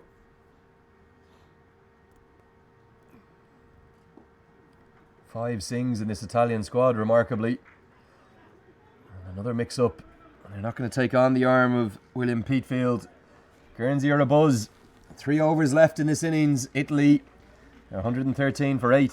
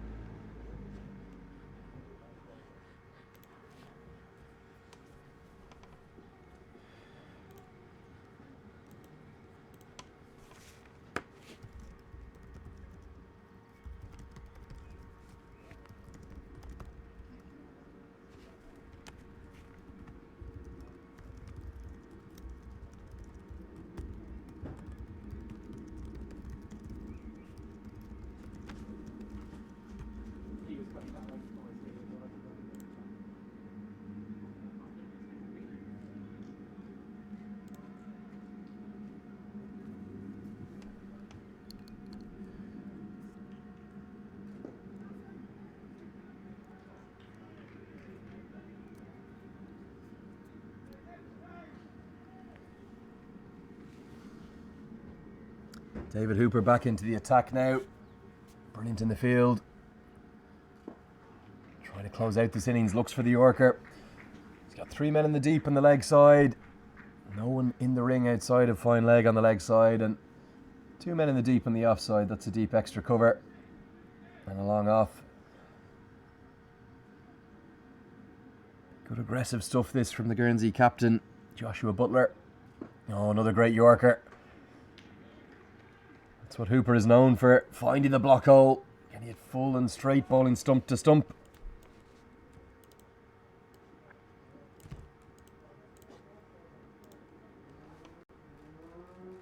Beautifully bowled, big appeal. For a stumping, Alex Wharf is unmoved at square leg. Beats Baljit Singh outside the off stump.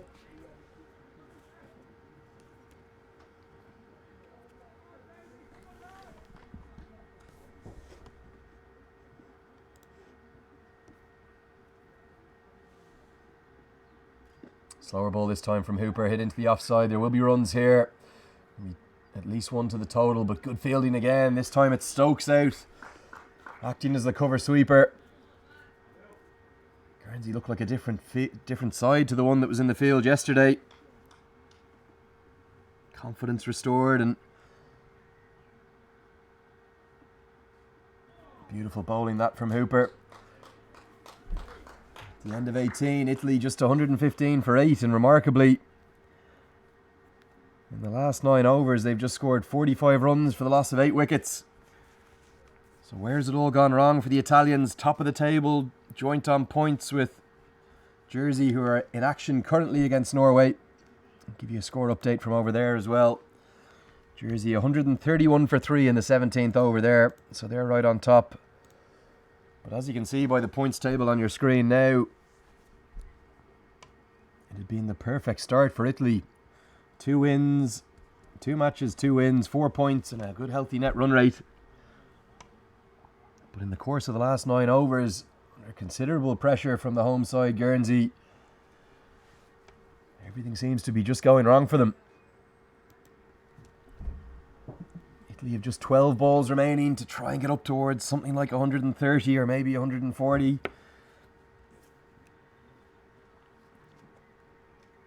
But Guernsey, the hosts, they've got their tails up.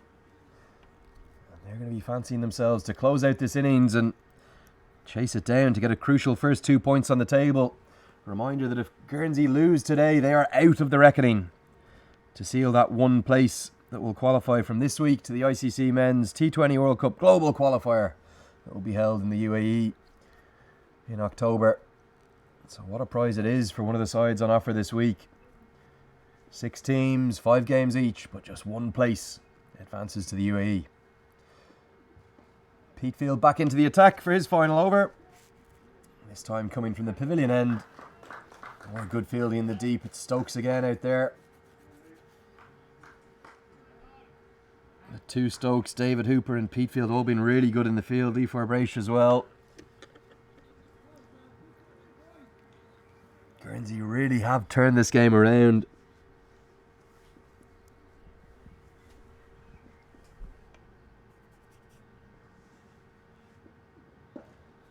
Nicely bowled by Peatfield, and big appeal with a direct hit. Umpire Mary Waldron unmoved. More good fielding from Guernsey.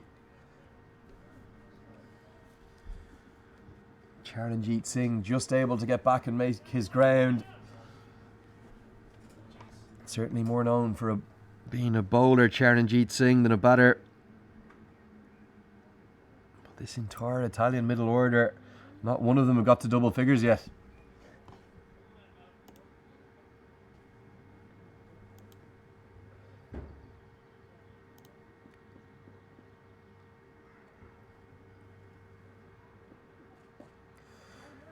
Outside edge for Charanjit Singh. Just going to be a single to the total. This innings from Italy has lost all momentum in a hurry. Wickets falling. Every possible method of dismissal, really. A couple of run-outs. Some very good catching in the deep from Guernsey.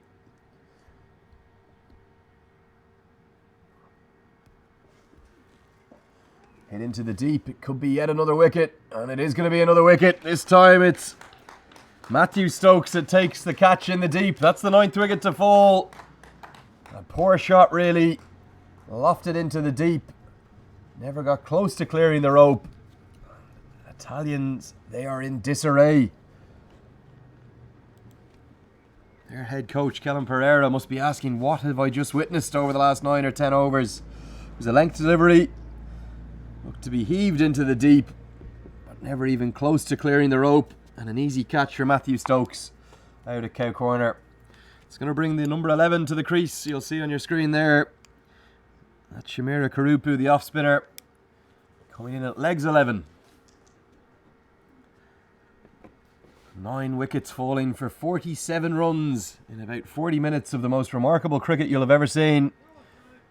Guernsey turning their tournament around. They were staring down the barrel of being out with inside the second day of the tournament.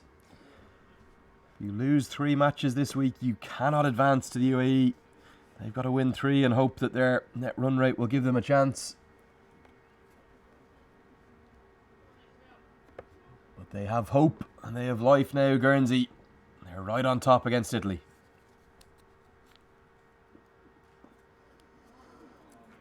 Nicely bowled, but clipped off his legs by Charanjit Singh. He was on strike because the batsman crossed, and fine legs on in the circle, so it's going to bring up the 120 for Italy. They move to 1-2-1 for 9 with just 1 ball remaining in this penultimate over of the first innings.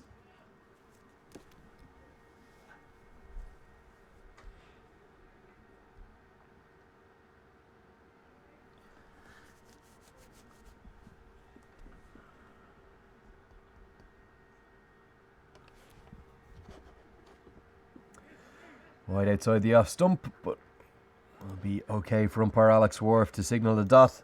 That ends the 19th over. Italy 121 for 9 now. It's been a really good disciplined effort from all the Guernsey bowlers.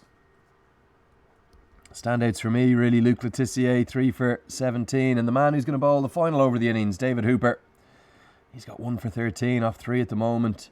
Really clever bowler. Reminds me a little bit of somebody like a Mark Elam. Keeper up to the stumps.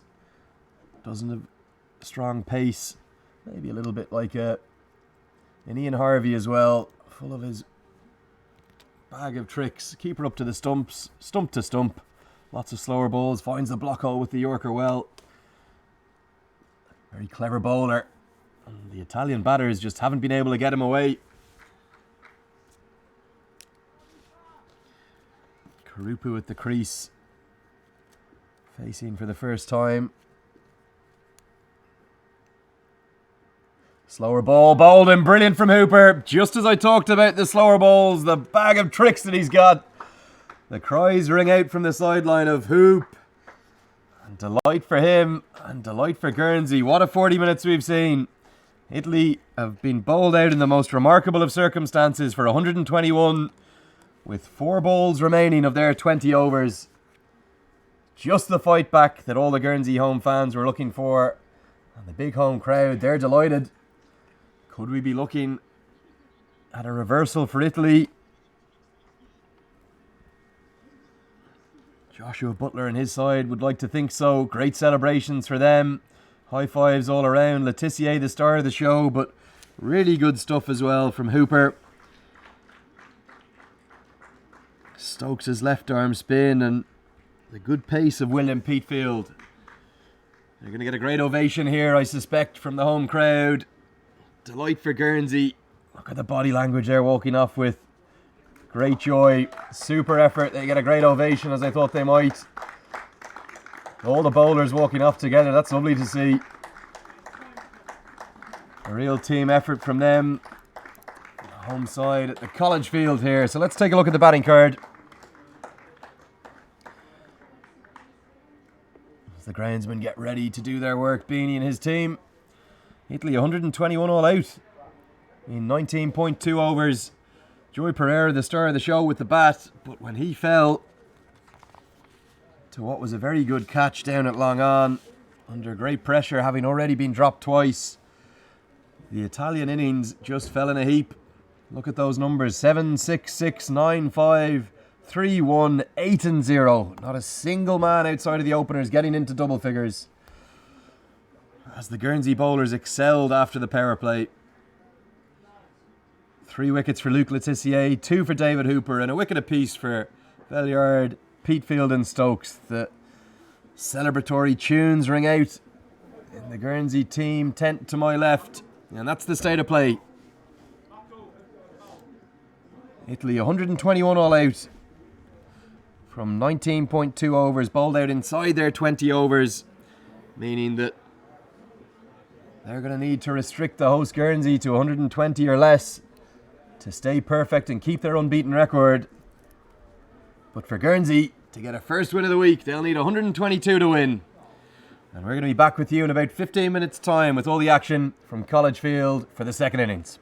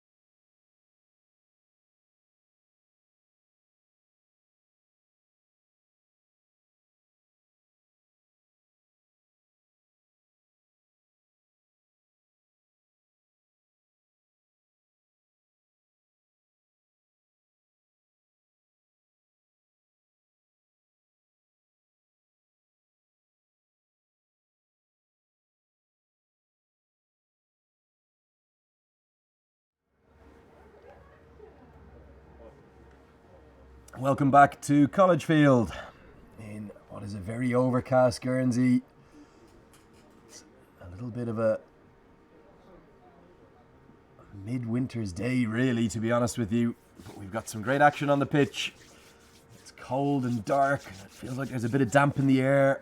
Just wonder, might we have a shower at some stage? But we've had a quite remarkable first innings where Italy collapsed in a heap. They were 70 for none after 9 overs. Their openers, Joy Pereira and Manpreet Singh, were wielding the willow with reckless abandon throughout the first 9 overs of the match. But as soon as Manpreet Singh fell, Joy Pereira went soon after. And the Italian middle and lower order just couldn't get going. So they were bowled all out for 121 inside their 20 overs. And after winning their opening 2 matches, the Italians would have been heavy favourites. Remember, Guernsey, the hosts, lost their 2 opening matches yesterday as part of a double-header over at the KG5 playing fields. And we're going to have a wicket first ball. The wickets continue to fall. This time it's Shan Munasinghe, the Italian captain. He finds the outside edge. And that's a disastrous start for the hosts. Guernsey, they need just 122 to win. The big man, Ashley Wright, he's going to have to go. Caught behind, a feather of an edge. You can see him there, disappointment for him. And what that's going to mean is that after just 1 delivery of the innings, the Guernsey skipper, Joshua Butler, is going to have to come to the crease. He was devastating yesterday at times, Ashley Wright. But he's got to go for a first ball duck, first ball of the innings. For 0, delight for Munasinghe, who hasn't had a good time with the ball for Italy so far.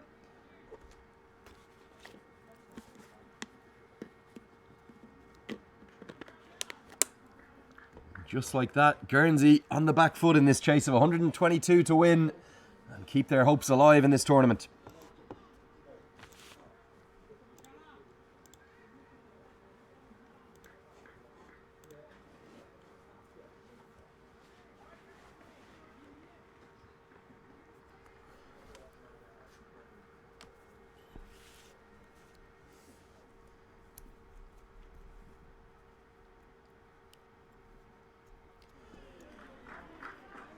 I start this from Shan Munasinghe, the Italian captain.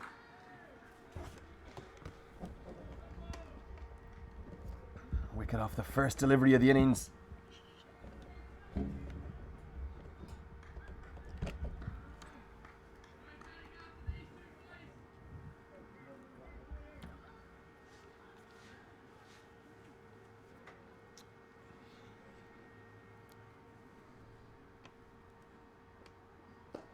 Back of a length this time, just played into the offside, going to be a dot ball.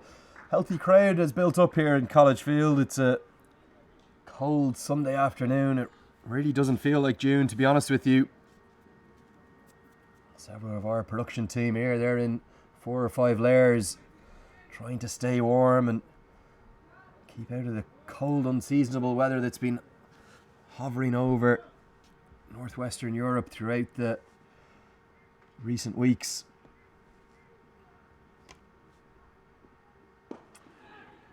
Powerfully, but well fielded by mid-on. No run there. Right out of the middle of the bat from Joshua Butler. He made 50 yesterday. Probably the standout batsman for Guernsey. A lot of the home side's hopes will rest with him. Just get you a quick update from the other game in progress. They're still on an innings break. But Jersey, who've won 2 from 2, they look well on track to make it 3 from 3. Posting a strong total against Norway, who are yet to get a victory in this tournament. Losing to Italy yesterday on Duckworth Lewis. They finished with 160 for 5 from their 20 overs, one of the highest scores of the week.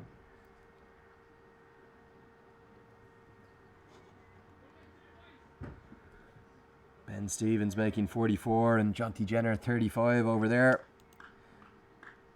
Jenner, such a talent. Burst onto the scene at the ICC World T20 Qualifier 2015. which jersey we're at, because they qualified from this very event 4 years ago. They'll be looking to do the same again. They've got 5 other teams nipping at their heels, trying to take their place. So the perfect start for Munisinghe, wicket maiden. After 1 over, Guernsey there, none for 1.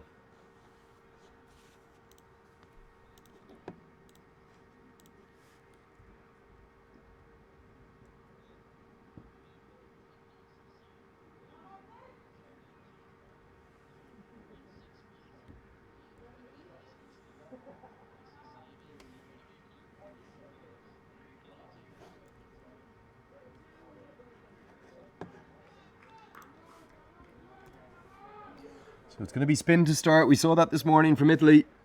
And spin in the shape of their talented all-rounder Nick Maiello, number 3 batsman as well. He bowled all 4 overs straight through from the Rualor end earlier this morning, as Italy proved too good, registering their 2nd win. This morning they beat Germany.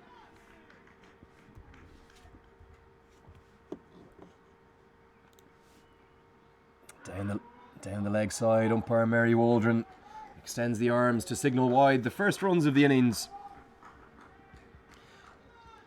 Maiello is a very economical action. Proves consistency at the far end for him. Not a huge turner of the ball.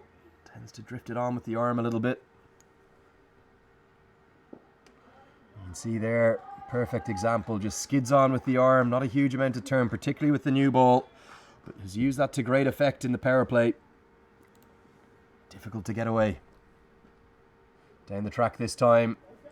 First runs off the bat of the innings. They're going to belong to the bat of Matthew Stokes. He's away. Some relief and a small clap from the crowd. It's very dark now here at College Field. Maybe a few spits of rain in the air. Difficult to tell. It really is cold now.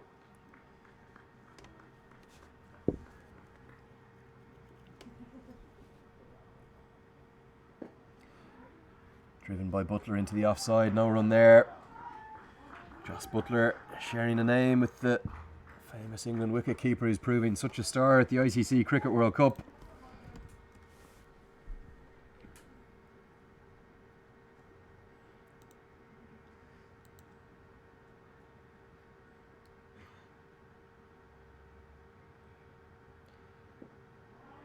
Yeah, really good tight stuff this from Maiello to start. Proved so difficult to get away.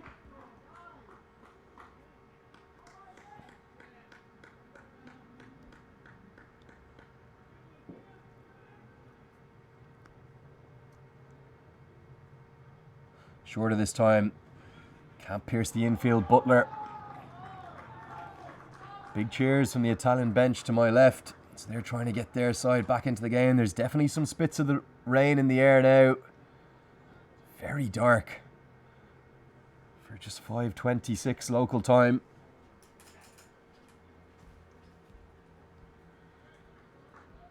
So the end of the 2nd over, Guernsey 2 for 1 in this chase of Italy's total of 121 in what is Game 7 of the ICC Men's T20 World Cup Final 2019.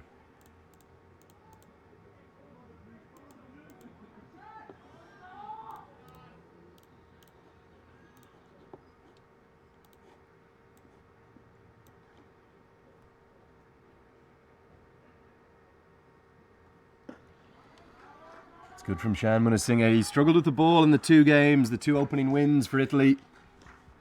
He's been expensive and found just 1 wicket in those 2 games, but he'll have been delighted to get the big wicket of Ashley Wright, the first ball of this innings. Ashley Wright likes to play that role that Joy Pereira does for Italy. Really go after the bowling in the opening power play.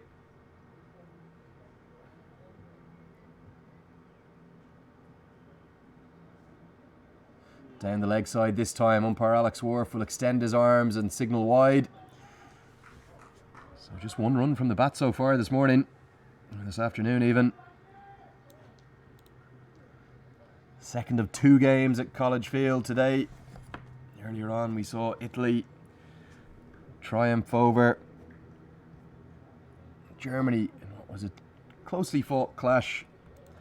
Remember, Italy have been having big problems with their death bowling, so if Guernsey can take this game deep, I feel like they could get their first win of the tournament. Much better from Munasinghe here so far. Change of ends for him. He bowled predominantly from the Rualor end earlier, so preferring things from the pavilion end.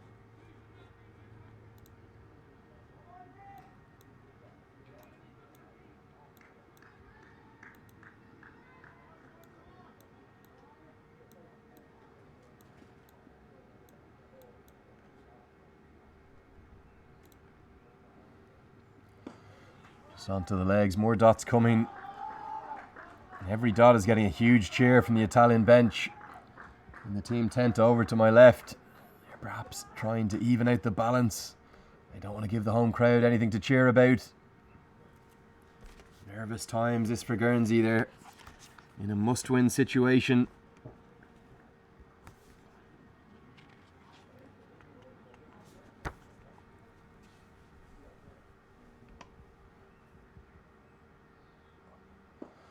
Fuller, a bit of a leading edge. They're going to scamper through for a quick single, despite a really good piece of fielding from Nick Maiello, who does affect the direct hit. Always plenty of time to get through for one there. Both sides know how much this game means. Italy have the chance to go to the top of the table, where they could be joined by Jersey on 6 points from just 3 matches. But Guernsey, their tournament life is at stake. If they lose today, they are out, and they cannot take that solitary qualification spot in the ICC Men's T20 World Cup Global Qualifier that would be held out in the UAE this October. Nicely played, through for a quick single, and after 8 dots, Butler gets off the mark with a single.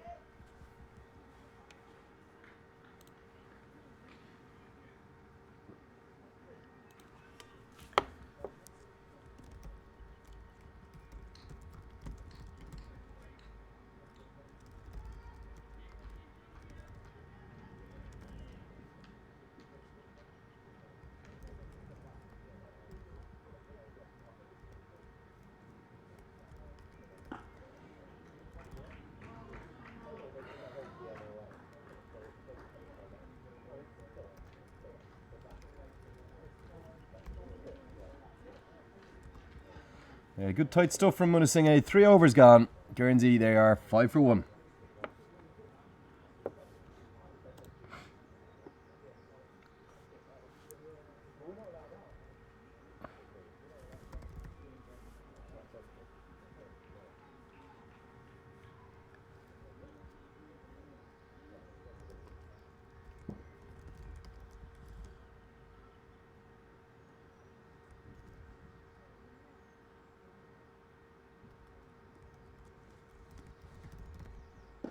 Hit down the ground powerfully by Butler. That's going to be the first boundary for him. It beats the sprawling dive of the man at mid-off. That's Charanjit Singh, who's come into the side for the afternoon game. Wasn't a convincing effort at mid-off. Great delight, the first boundary to Guernsey.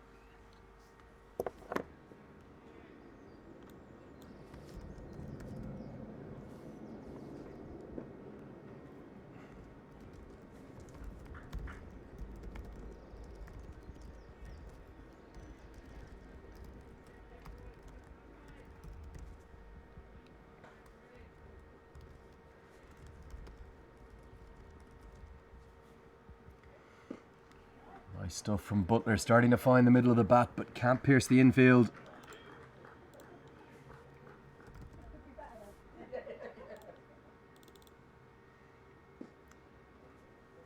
It's going to be signalled as a dead ball. The batter was not ready. Mary Waldron immediately signalling that she felt Butler was not ready to face that delivery. Maiello just creeping up from behind Waldron. You can see on your screen there. Bowling left arm round the wicket. That's a lovely shot, but it finds the fielder again. Good timing from Butler. Good piece of work by Michael Ross at extra cover.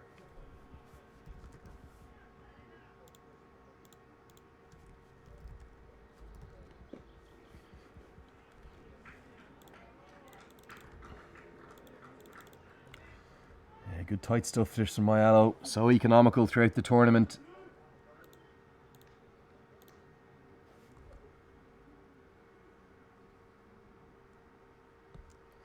Short of this time, and finally Butler gets one away, but it's just going to be a single. So 5 runs coming from that, the 4th over. Guernsey just can't quite get going in this power play yet. They're 10 for 1.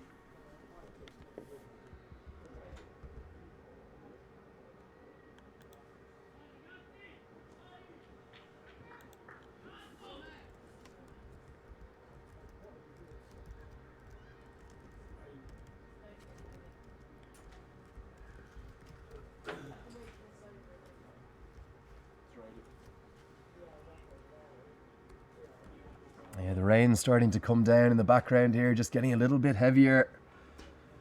You'd have to wonder, this is troubling signs. I've got the Duckworth Lewis details here. At the end of the 5th over, with 1 wicket down, Guernsey are going to need to be 23, so they're 13 behind at the moment. In fact, they'll need to be 26. Apologies, they'd need to be 23 with no wickets down. And Italy going for spin. They want to get their left arm spin on quickly to get through this over. Remember, 5 overs is a minimum for the game. Just as I speak, easing off a little. Some inclement weather about. Go to the left arm spin. This time it's Rakibul Hassan.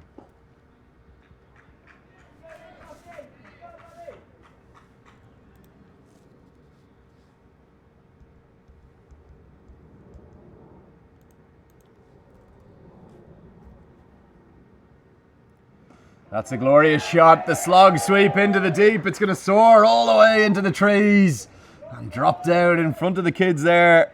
Alex Wharf signals 6. What a shot that is. The first real sign of aggression from the Guernsey captain. That's Josh Butler. Super stuff from him.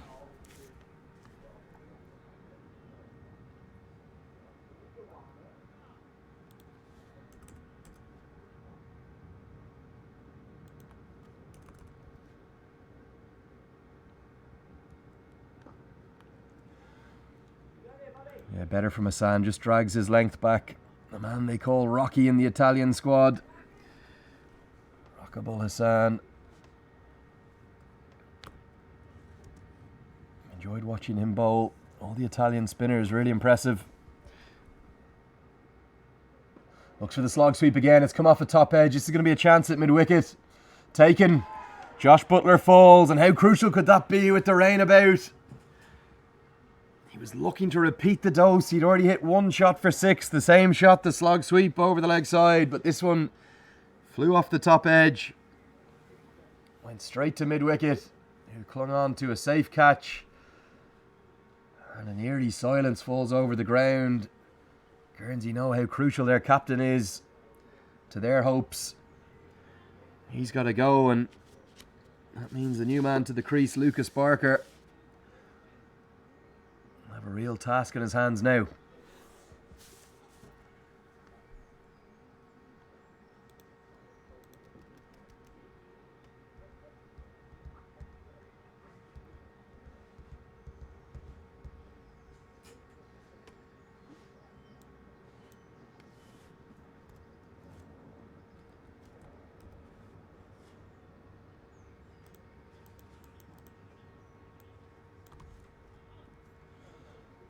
Second wicket to fall for host Guernsey. Just what they didn't need.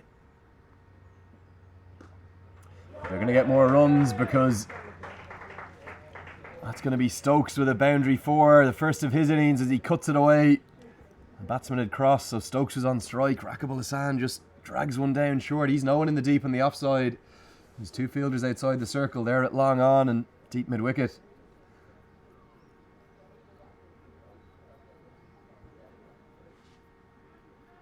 Shot's going to bring about a change in the field. The man at square leg's going to come over into short third man, and they're just going to beef up the protection and the support in the circle on the offside.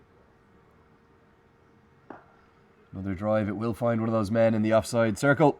So it'll be a dot to finish the 5th over. 10 runs coming from it, but crucially the wicket of the Guernsey captain, Josh Butler, as well. Guernsey 20 for 2 after 5.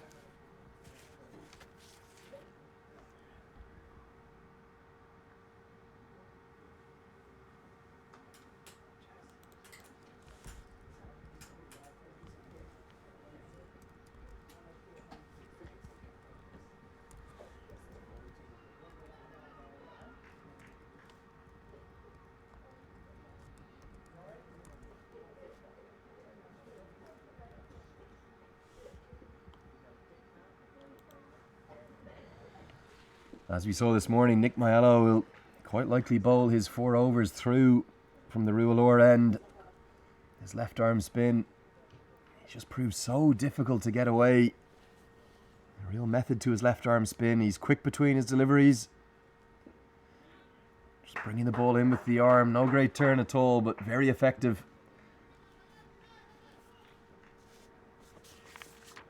Barker gets off the mark with a single clipped off his legs into the leg side.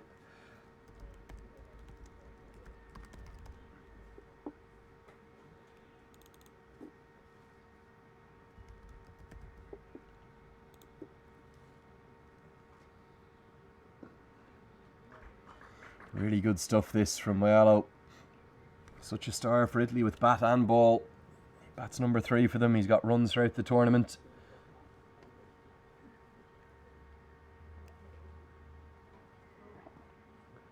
Short this time, cut away. That's a glorious shot. Second cut shot in 2 overs from Stokes. Pierces the infield, runs away for another boundary 4. Starting to tick now, Stokes. Definitely still rain around, but nothing heavy enough to bring the players off the field. It's very dark. Slower through the air this time, and that's good batting. Follows up the boundary 4 by just driving that one down the ground towards long on for a clever single. Stokes and Barker needing to build a partnership now for Guernsey. Bowled him. Just as I said, they need to build a partnership. He looks for the sweep shot, plays across the line, clips the off stump, and Maiello has great joy with the 3rd wicket of the innings.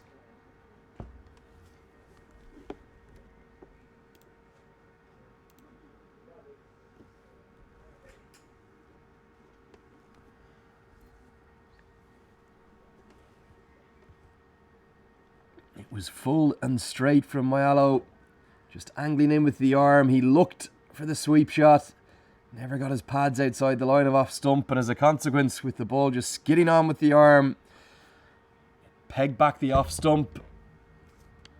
Not a day to remember for Lucas Barker. He's got to go. He falls for just 1. Got to bring David Hooper to the crease, who was so brilliant with the ball in hand earlier on. He's going to need to be brilliant with the bat in hand now. Guernsey need to find a way back into this game.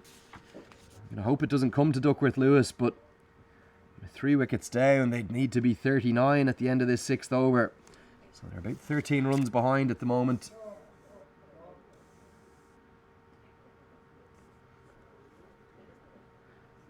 Going to see a change in bowling for Italy as Baljit Singh, one of the stars of the show so far. This entire ICC Men's T20 World Cup finals for Europe. Took 3 wickets this morning, 2 yesterday. Bowling very accurately. An interesting little jink in his action just as he comes into the gather, shaping the ball away from the right-handers. And finding the block hole, seemingly at will when he wants to as well. So effective. Baljit Singh looks a little innocuous the first time you see him. But he really has proved hugely effective so far for Italy.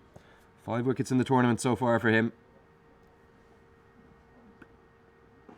Short ball pulled, and what a catch! Baljit Singh's wicket-taking form continues. It was a long hop. It was hammered into the leg side. Absolutely sensational diving grab held. I don't think he can quite believe it himself. I think that's Anam Malik, the man who's just come into the squad today. He dived like Superman away to his right. He got both hands to the ball and he clung on. It had 4 written all over it the moment it left the bat.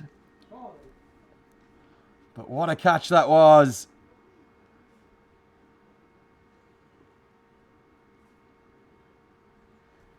He can't quite believe it, and that's the 4th wicket to fall for Guernsey.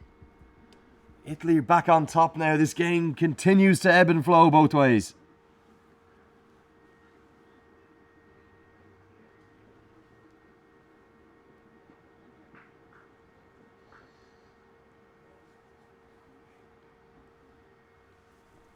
A long, slow walk off the field for Matthew Stokes, he can't believe what's happened. It was there to be hit. There's no doubt it was the right shot. But a simply sensational catch at mid-wicket. I think it was Anna Mollock. I'm going to get that confirmed for you.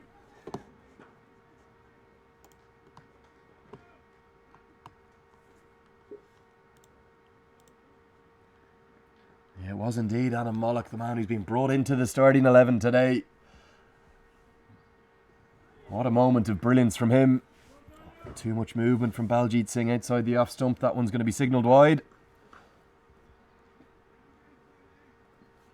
About 20 minutes ago, the Guernsey crowd were believing that they were going to get back into the tournament, but they're on the ropes again.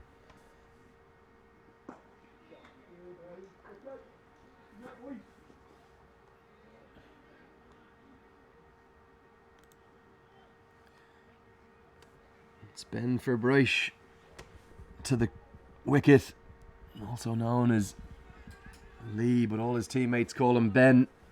He's come in at number 6.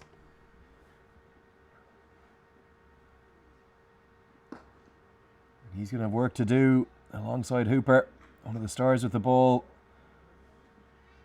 for Guernsey. Because they've lost 4 wickets inside 7 overs. They're staring down the barrel here. Still need over 90 to win.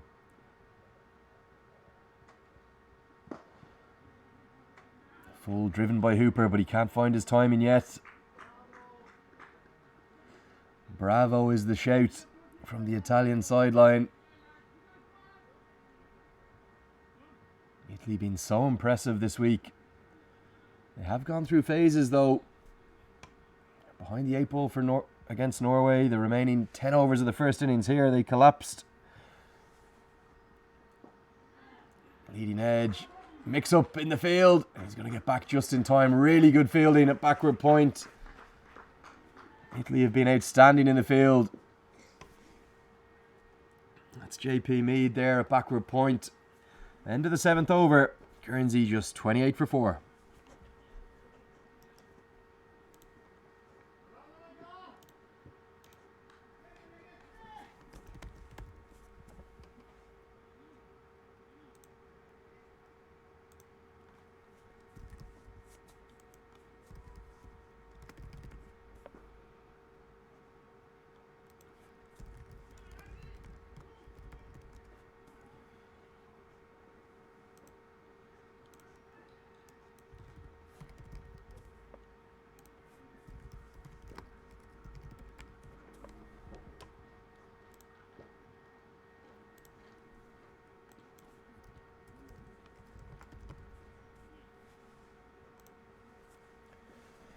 Trouble so far this morning, or this afternoon, for Guernsey.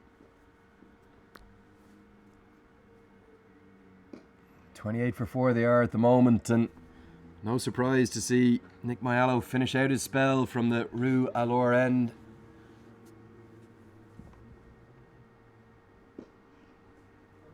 Bowling his left arm spin with great effect. 1 for 14 he has into his 4th over of his spell. We saw him do that this morning. Get through his 4 overs in no time at all, and before you knew it, the opposition are looking up at the scoreboard with 8 overs gone. Mix up again between Hooper for a brush and throw came in to the keeper. Manpreet Singh, he got just a finger on it. It's left a sting on him. It's very cold here today. Can't be more than 13 degrees, I suspect. It's dark, it's overcast. Not easy conditions for either side. Punched into the offside this time. Just be a single. Plenty of time for Hooper to get there. He's quick between the wickets. Maiello just looking to get out of his spell with no damage done.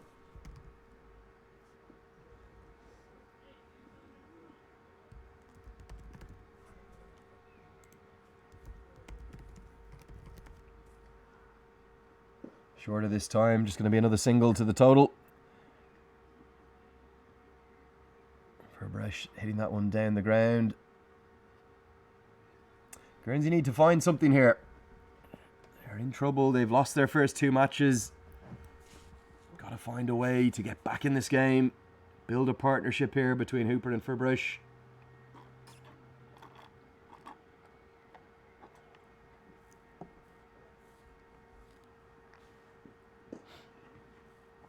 Hooper just hasn't been able to find any timing yet. That's going to end the 8th over. Guernsey are in all sorts of trouble. 31 for 4.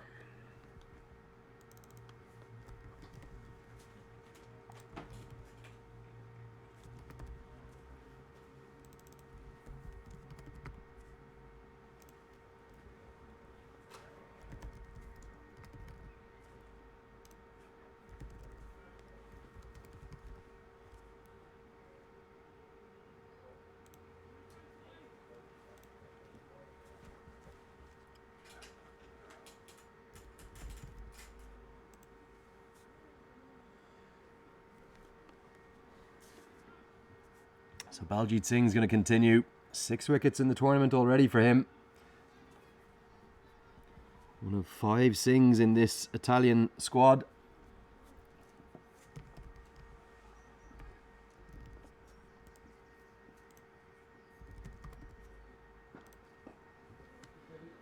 Nicely played into the leg side.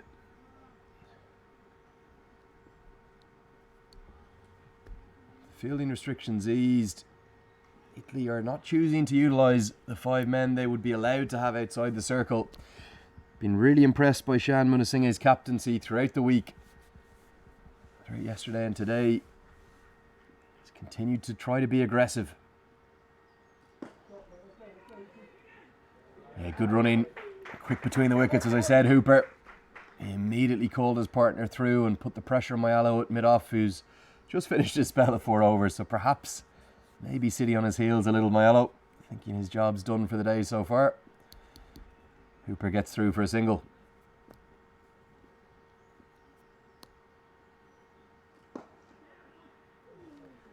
Really nicely bowled by Baljit Singh.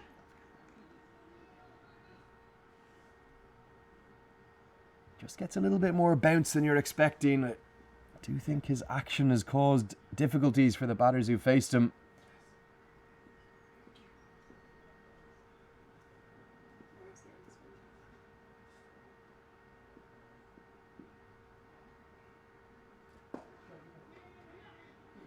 Another quick single and a misfield. This time Michael Ross at mid-on. They'll get back for 2. There might even be time for 3 here. There will be really good running. And that's the pressure that good calling and good running puts on the fielders. It's looking to affect the run out. Michael Ross at mid-on, and he came in at such a pace he lost his footing. 3 runs to the total. Very good running between Hooper and Furbush.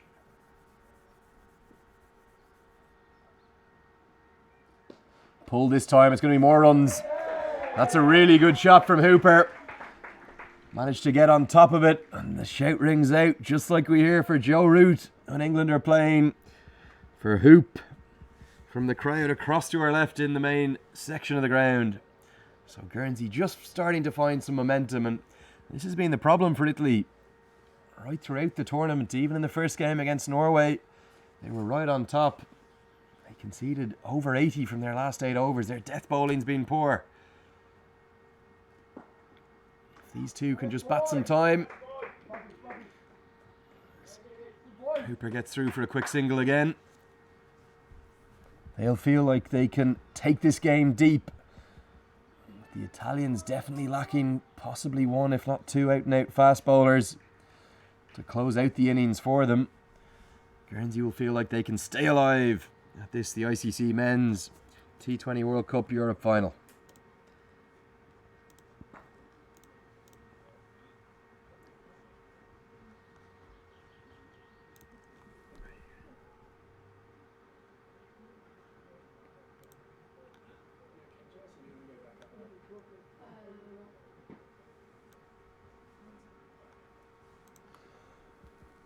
They're going to see a change in bowling, and for the first time this week, we're going to see Charanjit Singh. He's already got Mive's delivery outside the off stump, and after a long think, Barry Waldron decides that that's a legal delivery, doesn't signal wide. Again, doesn't look to have great pace. No real pace in this Italian bowling attack.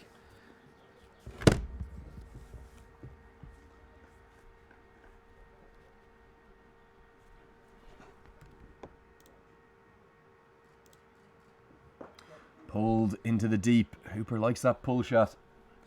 Just get a single for that.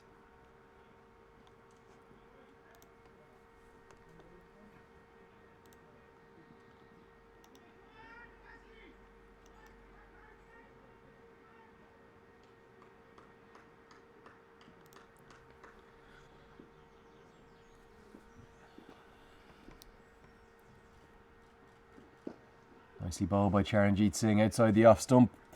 Charanjit Singh is making his 2020 international debut today. First game of the tournament. All of these matches this week, of course, of T20 international status.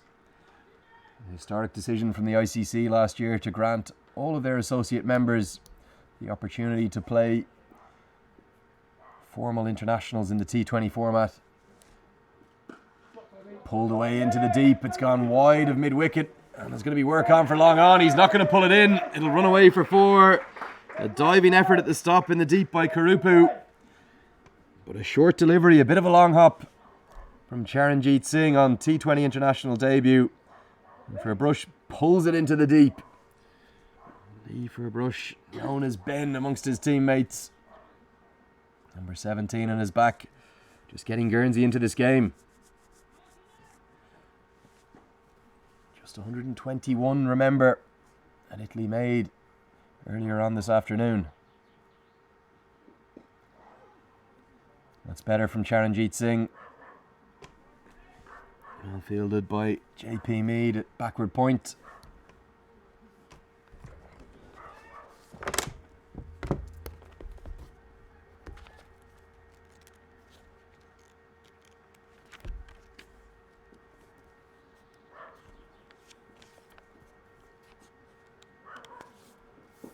Clipped into the leg side. Gonna be half a chance. It's dropped.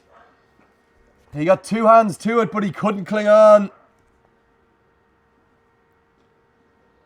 Shan Munasinghe, the captain at mid-wicket. We saw Anam Malik pull off one of the catches of the tournament just overs ago in the same fielding position. But when the chance came to Shan Munasinghe, he couldn't hold on.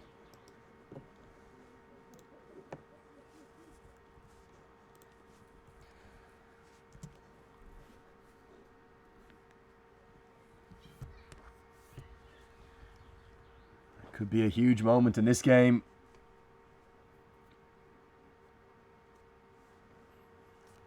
For Brush starting to look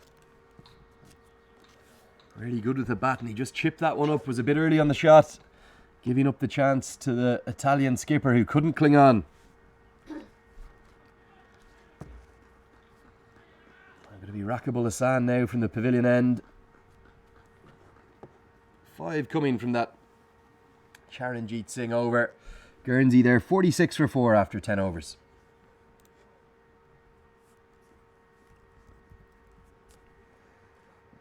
That one has run along the ground and it really didn't get up at all. It was a short delivery, skidded on, kept very low, never really got above shin height. And Hooper's just lucky that that one missed the leg stump.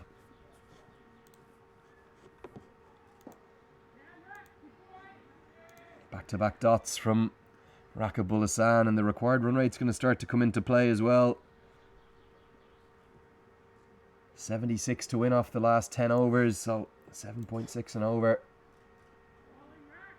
And all these dots are helping the Italian cause.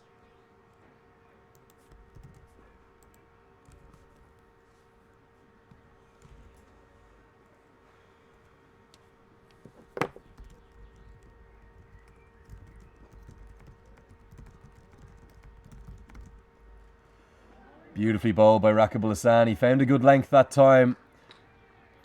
Pitch perhaps just showing if you can get it right on a good length, you get good reward, both as a spinner and as a seamer. The bounce that the spinners want to get, putting the batsman off their shots. Good bounce again, but this one hit wide of the man at long off, who fields very well. That's Nick Maiello in front of my commentary position here. Restricted to just a single.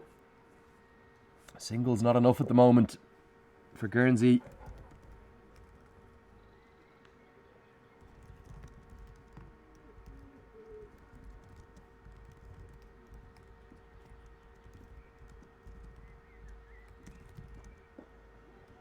Nicely played. That's really good for Brush. He'll get through for a single to end the 11th over. Just 2 runs coming from that one. After 11, Guernsey are 48 for 4.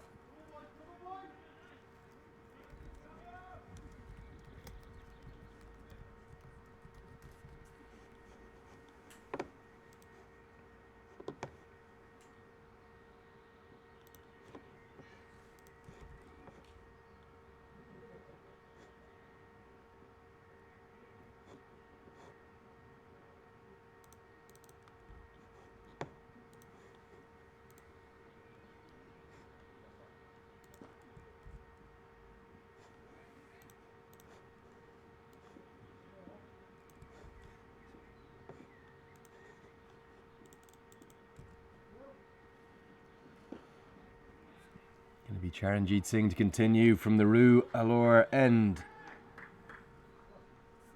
Guernsey, that required rate just starting to creep up on them. Just tips over 8 and over for the first time.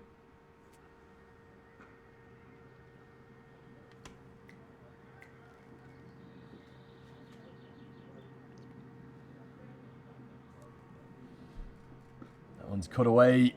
It beats the diving effort of JP Mead at backward point, so there'll be plenty of time to get back for 2.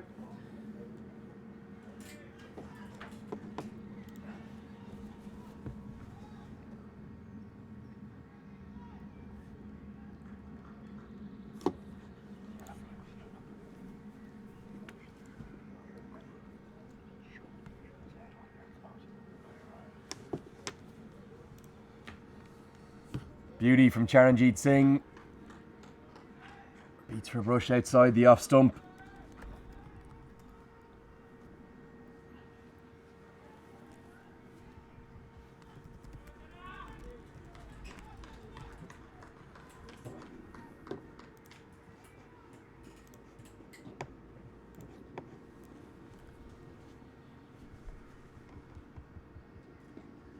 Nicely played, just opening the face of the bat.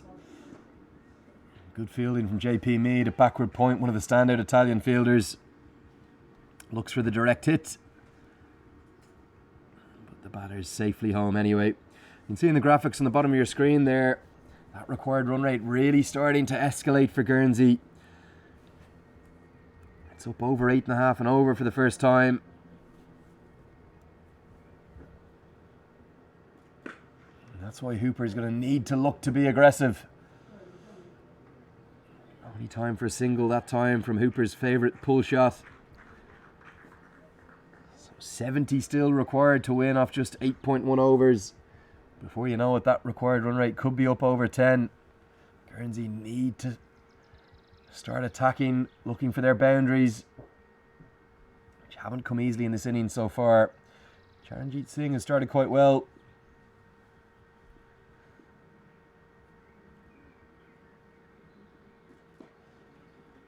Nicely bowled again by Charanjit Singh. A little bit of a change of pace. That's going to end the 12th over.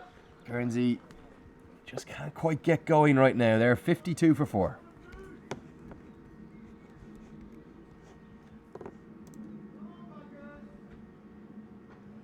A quick update from the other game in progress. Jersey made 160 for 5 from their 20 overs, and Norway off to a really difficult start. They're 23 for 3 in the 5th over.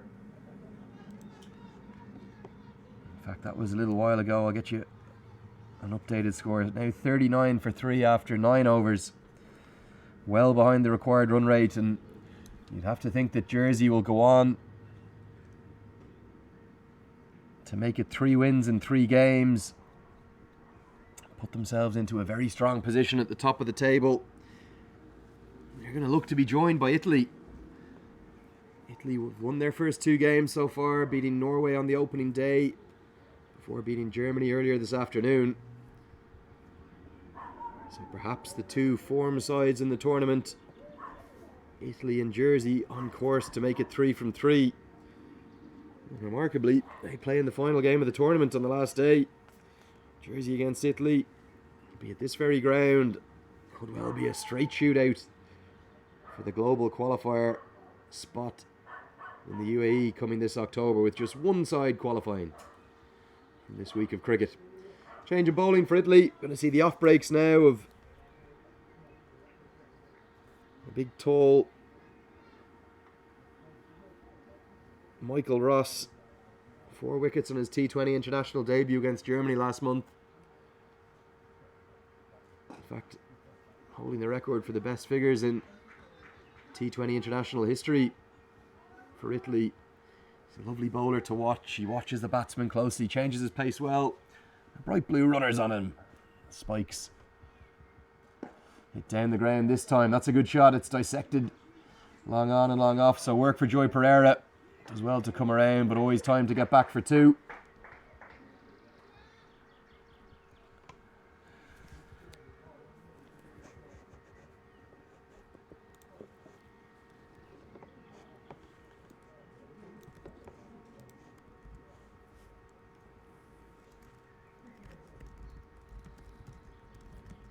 Slower through the air, hammered into the leg side. It's going to fly all the way for 6 despite an incredible effort in the deep. That would have been not just one of the catches of the tournament, but one of the catches in the history of the game. It was a sensational effort at cow corner. Adam Mollock, who's already pulled off one specky today, nearly did it again. He dived full stretch to his right. He flew through the air. He did get one hand to it, but he couldn't stop it from going over the rope. Flatter through the air that time from Michael Ross. Perhaps realising he just can't afford to give the ball too much flight. Down the leg side, signalled wide by umpire Alex Wharf. A few signs of frustration for the Italians. They don't have enough runs to play with to be giving away maximums.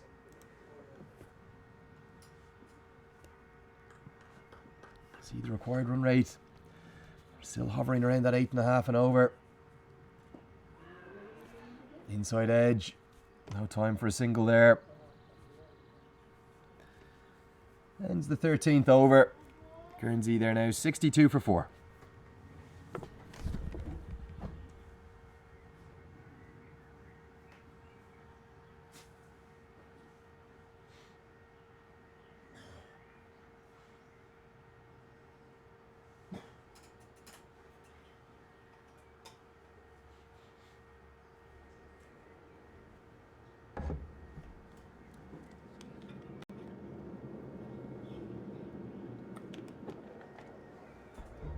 Just 7 overs remain in today's match. And it could still go either way. Guernsey must win to stay alive in the tournament. Italy, they're looking to stay perfect so far. Make it 3 wins in just 2 days from their 3 matches. A little bit of confusion though, because Charanjit Singh, who's already bowled 2 overs, came over, marked out his run-up, and then his skipper told him, "I'm afraid not, son. You're going to take a break." Down you go to long on.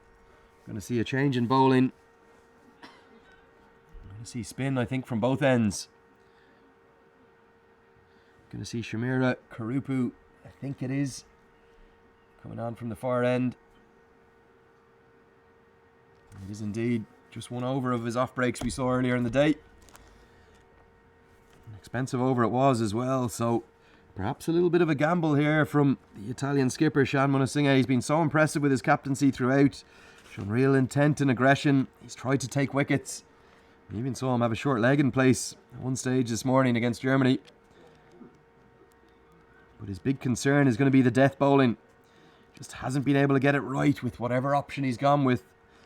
The Italians have proved expensive towards the end of the innings. This game right in the balance here. It's up for grabs.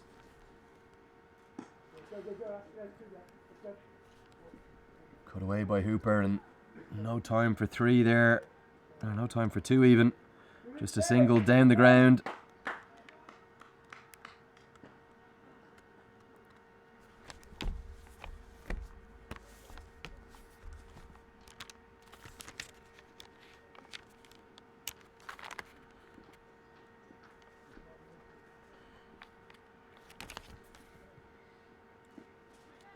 No run there this time. Brush looking to cut that away on the offside, but could only find the solitary man behind square there. Good bounce again. I've spoken about how you get that bounce on a length on this pitch for a spinner. The kind of bounce you want. Much better areas from Karupu to start his spell in this afternoon's game after an expensive solitary over earlier today. Yeah, really good stuff this. Right on the money so far.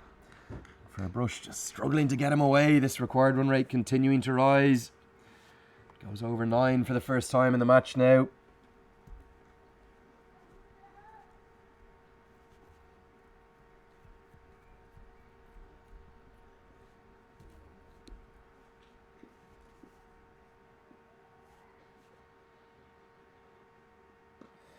Cut away, there will be runs here. Beats the dive of JP Mead behind square, and it beats the dive in the deep as well. A crucial boundary for how Guernsey needed that. Just dropped his length back a bit, Karupu, and despite the best efforts of the two fielders in the deep, Adam Mollock out on the fence and JP Mead at backward point. Brush gets the crucial boundary.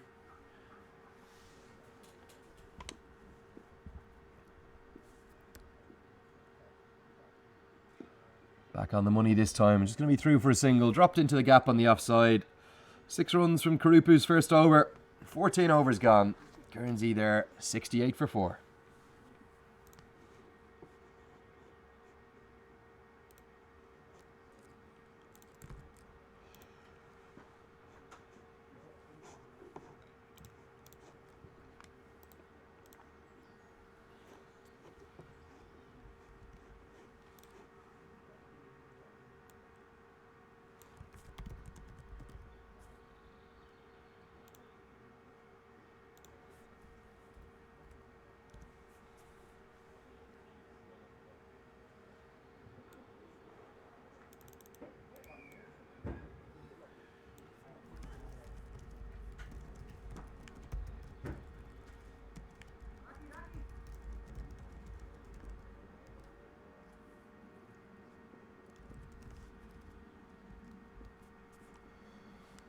So going to be spin to continue from both ends now. The shape of Rakibul Hassan, his left arm over the wicket. Left arm around the wicket to the right-handers.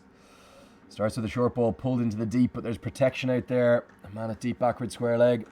5 men allowed outside the circle at this stage of the innings. Italy choosing to use all 5. Deep cover and a long off on the offside. On the leg side, 3 men in the deep, long on, deep mid-wicket and deep backward square leg. Hit towards the man. Oh, another drop. That was a diving effort from Nick Maiallo at mid-wicket. We've seen one absolute specky held at mid-wicket, and we've seen 2 stunning chances go down.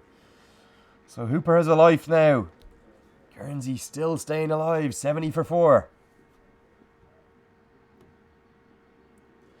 Looks for the slog sweep again. It's going to fall just short of the man at deep mid-wicket. Guernsey looking to go the aggressive route. That required run rate continues to rise at the bottom of your screen. You can see on the graphics there. Over 9 and over now. 52 still to win. From 2 balls shy of 6 overs. This game is right in the balance.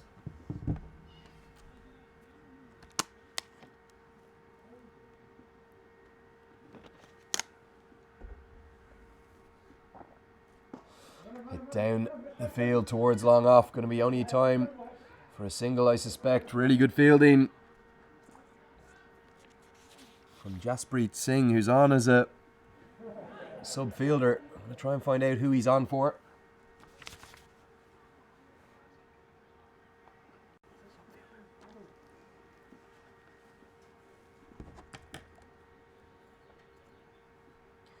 Down the track, that's a powerful shot. That's going to be a boundary 4.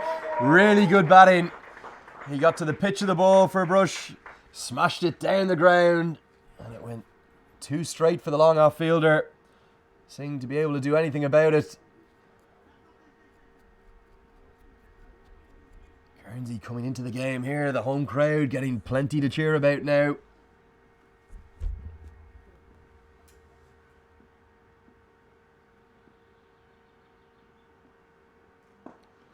Hit down the ground again, really good stuff this for a brush, dominating this partnership with Hooper. It's proving mightily effective, the largest of the Guernsey innings so far. That's going to bring the 50 partnership up as well.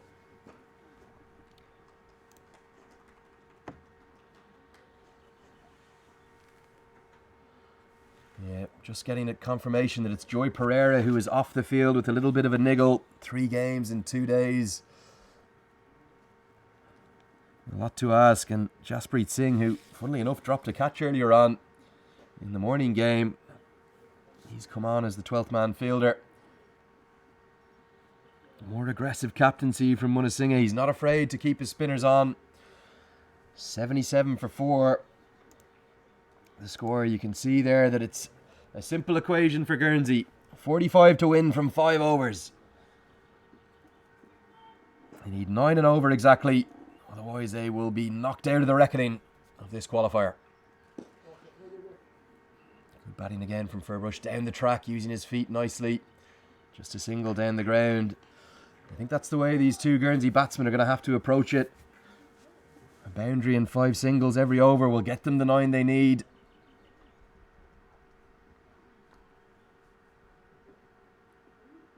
Looks for the reverse sweep, but he finds the man. Beautiful contact from Hooper. But there is just one fielder there behind square on the offside, and Nick Mayalo, it was straight to him. So a dot ball's the end result. What was an innovative stroke from Hooper. Walks across his stumps this time and hits it into the leg side. No real power or timing. And just a single to the total. Could be in for a barn standing finish here. See nerves in the crowd, nerves in the Guernsey team tent to my left.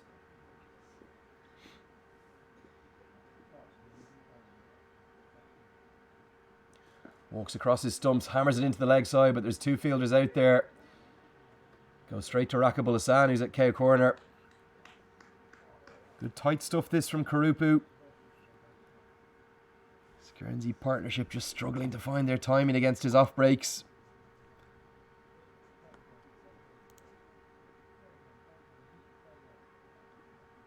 Down the track, hammered down the ground by Hooper, but again, no timing. As the rain starts to come down again. We always give you drama in these ICC qualification events, and this men's T20 World Cup qualifier is no different. It's the Europe final. Just one side progressing from the 6. We've got a grandstand finish set here at College Field. Good use of the feet again, but it's going to be just another single, so only 5 singles from that over. Score moves to 82 for 4 now after 16. And that required run rate rises again. Nudges up to exactly 10 and over now. The equation's even more simple. Guernsey need 40 to win off 4 overs. Otherwise they will be knocked out of this qualifier. Be playing just for pride in their final 2 matches. And for Italy, they need to restrict Guernsey to 39 runs or 38 runs or less. Or take these 6 wickets to close out a 3rd win in 2 days. Continue their perfect start to this men's T20 World Cup Europe Final 2019. Rakibul Hassan's going to continue with his left arm spin from the pavilion end. 40 to win on 4 overs. Here we go. Down the track, hit down the ground. There's a fielder there. Really good fielding that from the big tall off spinner Michael Ross. Picked it up cleanly. Got the throw in strongly. Just a single. Italy doing a good job of getting their key fielders into the strong positions. Talk about long on, crucial at this stage of a game.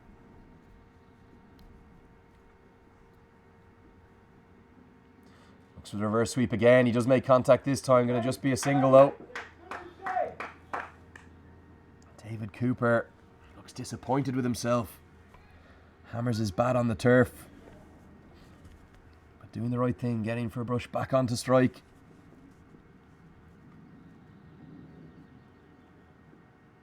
Slog sweep into the leg side, and it's going to soar into the trees. In fact, it nearly clears out a spectator out of his chair. That's the 6 that Guernsey needed. They're back in the game now. Good use of the slog sweep. It was slower and tempting from Rakibul Hassan. And Lee for brush just smashed it into the leg side for a maximum.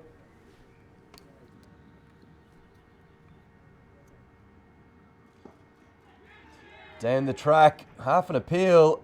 Alex Wharf is unmoved, and the batsman's unmoved. He thinks it's a bump ball. And Alex Wharf has asked for the ball. I think he might go over to his umpiring colleague, Mary Waldron.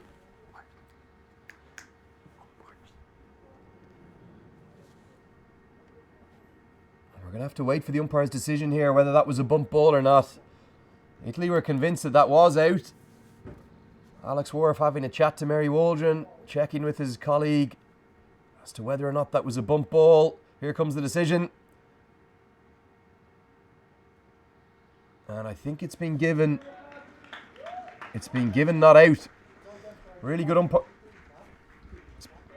umpiring from Alex Wharf.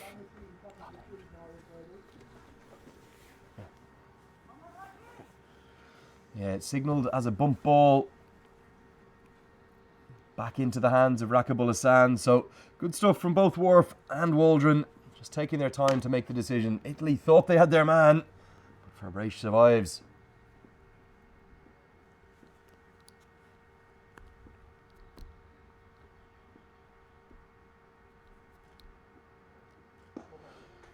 Really good bowling from Rakibul Hassan. For Brush was looking for the slog sweep again, but he could only punch that down the ground for a single.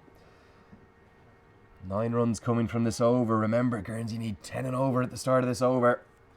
The game right in the balance. Looks for the slog sweep, comes off the top edge. There's going to be runs here. Only going to be time for a single. So Hooper will keep the strike. Single to end the 17th over. Guernsey advanced to 92 for 4. And that equation, it remains very simple one. Guernsey need 30 to win off 3 overs, 10 and over. In what are ever-growingly gloomy conditions here. The beautiful surroundings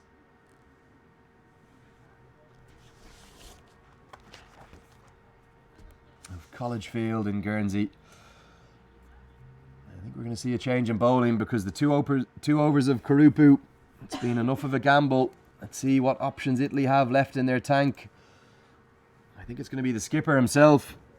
Shan Munasinghe is going to take on the responsibility. 7 bowlers used by Munasinghe. Not afraid to shuffle his pack. But he's going to go back to himself and he'll probably bowl 2 of the final 3 overs remaining in the game. Interesting again to see Baljit Singh only bowl 2 overs. He's taken 6 wickets in just 3 games. We saw him in the opening match against Norway. Bowl 3 overs, 2 for 8 and not return. So Baljit Singh might bowl the penultimate over of the match, but I'd be pretty sure that it's going to be Shan Munasinghe, the Italian captain, will bowl 12 of the remaining 18 balls left in the game. And we have an absolute thriller on our hands here. 30 to win off 3. Bowled him! Brilliant from the Italian skipper. Hooper could never get going in his innings. And just like he did on the first ball, where he took the crucial wicket of Ashley Wright, Shan Munasinghe is standing up when he needs to be counted for his team. The 5th Guernsey wicket falls. Hooper was looking to hammer it into the leg side, swinging across the line, but the end result was the off stump was pegged back. And he falls for 18 off 27 balls. It's going to bring the wicketkeeper batsman Thomas Kimber to the crease. Ends a good partnership.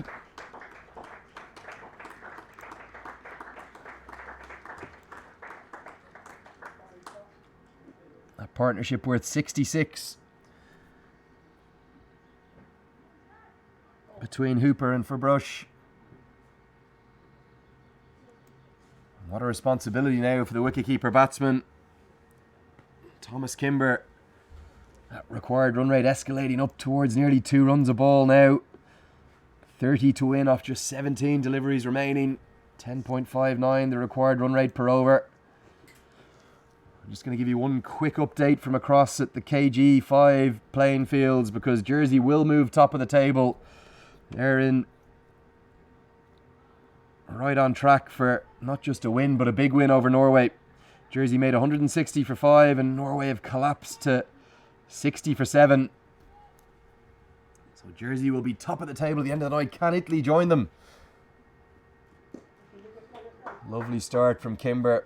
An on drive down the ground. Brings Fabrush back onto strike. I'm going to sing what figures he has. 2.2 overs, 2 for 4 at the moment. Really taking the responsibility on as a skipper. But surely it all rests on the shoulders of this man at the crease now. Lee Fabrush, he's known as Ben to his teammates. Can he get the job done?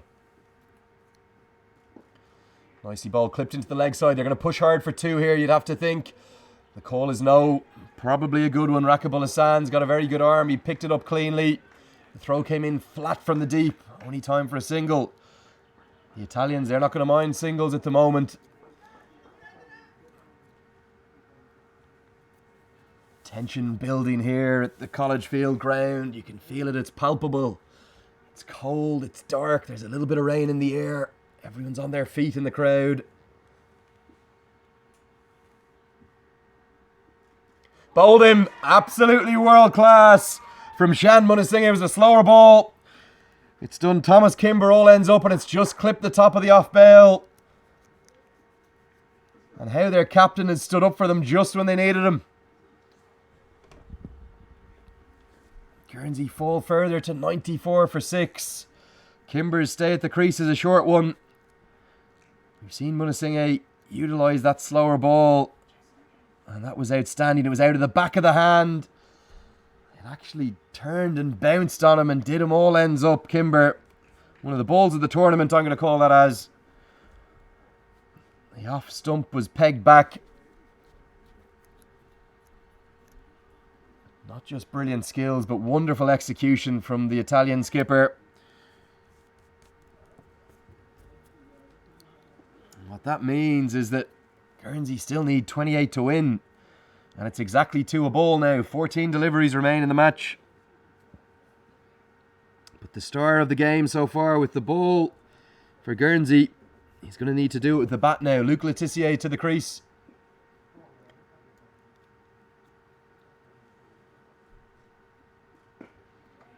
And he'll start with a single into the offside. We saw a wonderful spell of bowling from him. 3 wickets and 3 fantastic celebrations. He got out the notepad and he wrote each of the names up in the book. Tore them away as he took each of those wickets. Certainly one of the extroverts of this Guernsey squad. Luke Letitia coming back from injury. Great to see him back out there. But a lot's going to depend on the man on strike now. It's all on the shoulders of Lee Fabrush. Into the leg side. Going to be plenty of time for a single. Rakibul Hassan looks for the direct hit. So single to end the 18th over. Guernsey moved to 96 for 6. 26 more runs required off the final 2 overs. We've got a thriller in our hands at the College Fields.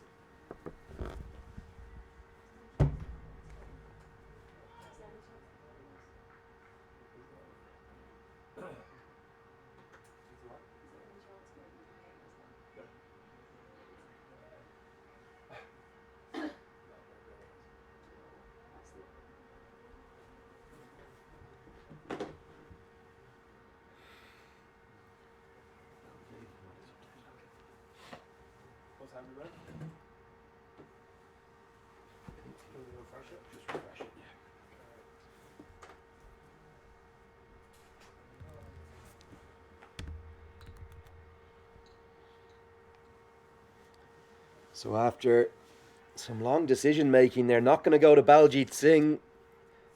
And what a moment this is for Charanjit Singh. He's on T20 international debut and he's been entrusted with the penultimate over of the match.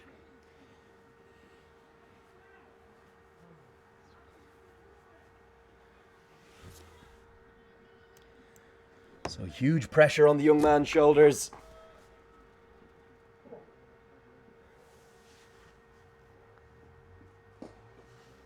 Hit into the offside, just going to be a single. Brush moves to 48, but not finding the boundary that he needs.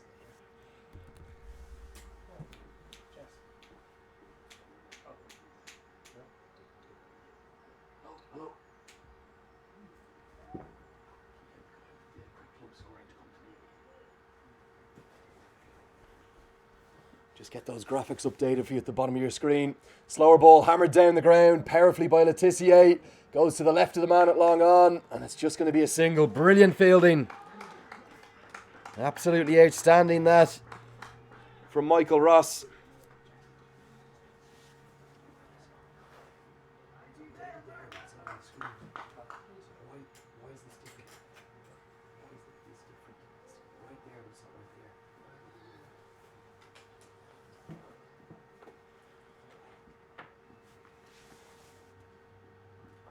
Hammered down the ground, it could fly all the way for a maximum. It's gonna soar into the sky. That's the 6 they needed. That's 50 for Brush.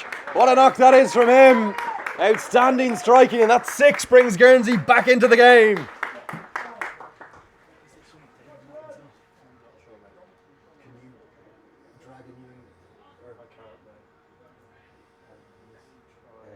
Let's just close the whole app and do it again. Close it off. Just getting those graphics updated now for you. The score moves to 104 for 6. 18 runs to win. Hammered into the sky. That could be back-to-back 6s. It's not. An absolutely outstanding piece of fielding in the deep from Michael Ross. He's caught the ball. He's tossed it up into the sky before he went over the rope. He's thrown it into the air. And he's taken an outstanding catch to change the game. With just 18 runs to win, that's going to be the turning point, you'd have to feel. Sensational stuff right on the long on rope. I said you had to get your key fielders into the right positions. And Michael Ross has taken a game-changing catch in the deep and sparked exuberant celebrations from the Italians here.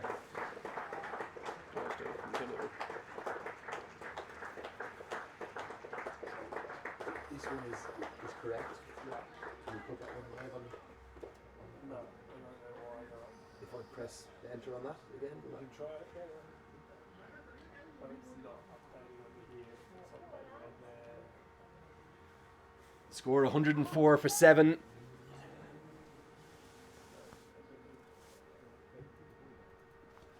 With just 8 balls remaining in the match, that catch from Michael Ross has simply changed this match in a heartbeat. What a knock, spare a thought there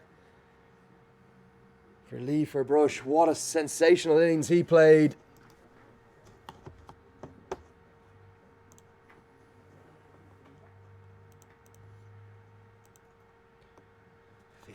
Off just 43 balls he made. Going to be a single for the new man. A direct hit would have been out.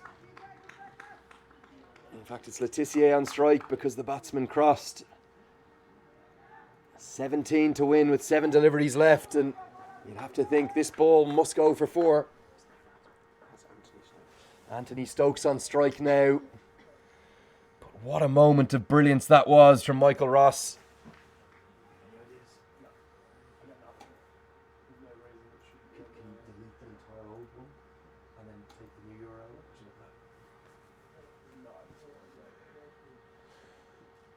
Finds the block hole. Brilliant from Charanjit Singh.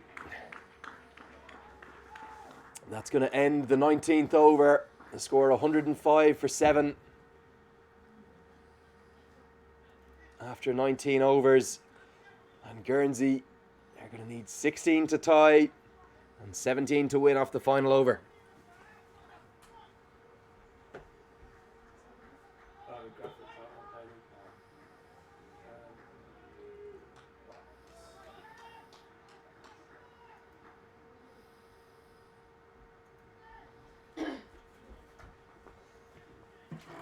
Just getting confirmation there from the third umpire that it will indeed be a super over.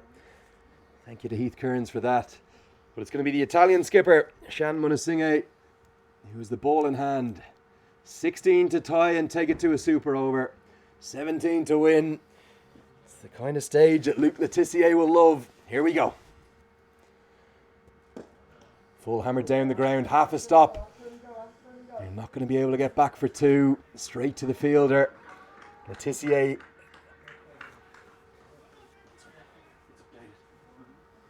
You okay? Yeah, of course. Graphics just updating in the bottom of your screen there. Munasinge, he's got 3 for 8.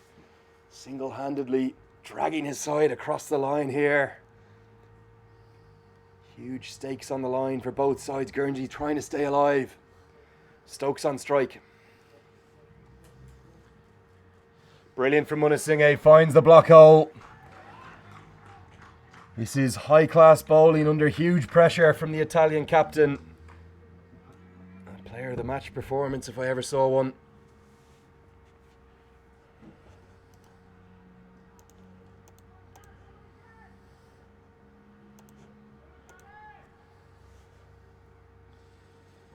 Just 4 deliveries remain now. Guernsey needs 16 to win. Looks for the reverse switch hit. Huge appeal. Umpire Mary Waldron holds her hand out. She's going to signal leg buys. But whether it's a leg buy or runs doesn't really matter at this stage. Because Guernsey are in need of 3 mighty blows. 14 to tie. 15 to win. Just 3 deliveries left in the match. Luc Letizier is going to need some absolute inspired magic to pull off something here for his Guernsey team. Otherwise, they're staring at a 3rd defeat in 2 days. Hammered down the ground. That's a sensational piece of fielding at long off. The Italian fielding's been nothing short of outstanding today. And to be honest, it's been the difference between the teams. He dived full length away to his right on his weaker side. That's Nick Maiello down there at long off. Bowling and fielding of the highest quality. And that really, barring Letizier being able to find 2 maximums off the final 2 deliveries. If Munasinge can keep his foot behind the line, he could be dragging his side over the line. Into the block hole of full toss, and that's going to extinguish Guernsey's hopes, not just today, but indeed in this tournament. And Letizier knows it. As long as Shan Munasinge keeps his foot behind the line and doesn't bowl a no ball, he is going to seal the win for his side. And what a part he's had to play in it. 3 for 11 with the ball. With just 1 delivery left in his 4 over allocation. And under huge pressure. He's sealed the win in the most brilliant of style to spark jubilant celebrations for the Italians. He's got 4 for 11. Italy have the win. They stay perfect and join Jersey at the top of the table at this, the ICC Men's T20 World Cup European Final Qualifier. What a game of cricket we've had at College Field. And Shan Munasinge single-handedly almost has dragged his Italian side over the line. They know, you can see the scenes on your screen there. Great joy. Charanjit Singh on as a subfielder. But the change of this game was all down to that man with number 34 in his back. Michael Ross took one of the catches of the tournament. A ball that looked destined to fly all the way for 6 into the deep. He took the catch just inches from the rope. And as he was about to go over the rope, threw the ball back into the air, as we see so often now in T20 cricket on the television. And with great skill and balance, he managed to get back inside the rope and hold the catch to effect the dismissal of the star Guernsey batter Lee Furbrush, and that was the turning point in the game. Italy, they've got over the line by just 11 runs. What a game of cricket we've had here. Delight for Shan Munasinge. Handshakes and cheers, but a disappointment for the hosts. They've lost today and they're going out of this ICC Men's T20 World Cup Europe Qualifier. Just one place available, and with Italy and Jersey both having won 3 games now, after just 2 days, Guernsey, distraught for them, they now can't qualify. But look at these celebrations from the Italians. Great joy for them. Joy Pereira, the top scorer. But I've no doubt the man of the match can only be one man, Chan Munasinge, the captain. Look at these scenes of celebration. Great joy and emotion from the Italians. So let's take a look and take a moment to absorb what's just happened, because we've seen a brilliant game of cricket. Probably the game of the tournament so far. Guernsey coming up 11 runs short. 110 for 8 they made from their 20 overs. It wasn't enough though. Spare a thought for Lee Bush. What an innings that was. 55 off 43 balls. The only man on the card to score at more than a run a ball. The exception of the Tissier there at the end. Absolutely sensational stuff from him. But he was out-trumped by 2 moments of magic. One, a 4-over spell from the Italian captain, Chan Munasinge. And that sensational catch from Michael Ross, which is going to live long in my memory. There's the bowling figures. Great delight for the Italian captain. But well bowled as well by Nick Maiello. He was good in the field too. Baljit Singh surprisingly only bowling 2 overs. 1 for 12. 6 wickets in the week for him now. Charanjit Singh 1 for 18. And Rakibul Hassan's left arm spin 1 for 31. And what that means is that Italy, they make it 3 from 3. The boys in blue, they win by 11 runs. Quite brilliant performance from them. And the table's updated with this Italian result. We'll have to wait to hear what's happened across at the KG5 field. It looks to me like Jersey were well on track for a big win over Norway. So Norway are going to go to 0-2. Guernsey will move bottom of the table though, 0-3. Denmark, disappointing start for them today, but great delight for Italy and Jersey. They're sitting pretty on the top of the table after 3 matches apiece. Both played 3 and won 3. And tomorrow we're going to be back with you with more action, because the rest reserve day, just as well we have it, because it's going to need to come into play. It's going to be a Nordic derby. We'll see Jeremy Bray's Denmark take on their Nordic cousins in Norway. I'll come back to you with the exact details of the match, the start times, and indeed the playing field that it will be played at. We'll wait to hear from the ICC Technical Committee for that decision. But keep an eye on the ICC Europe Facebook and Twitter feeds. But we will certainly be with you live tomorrow, bringing you these pictures. But for now, after a thrilling game, which has seen the boys in blue from Italy stay perfect, this is going to be Andrew Leonard signing out till tomorrow. We'll see you then.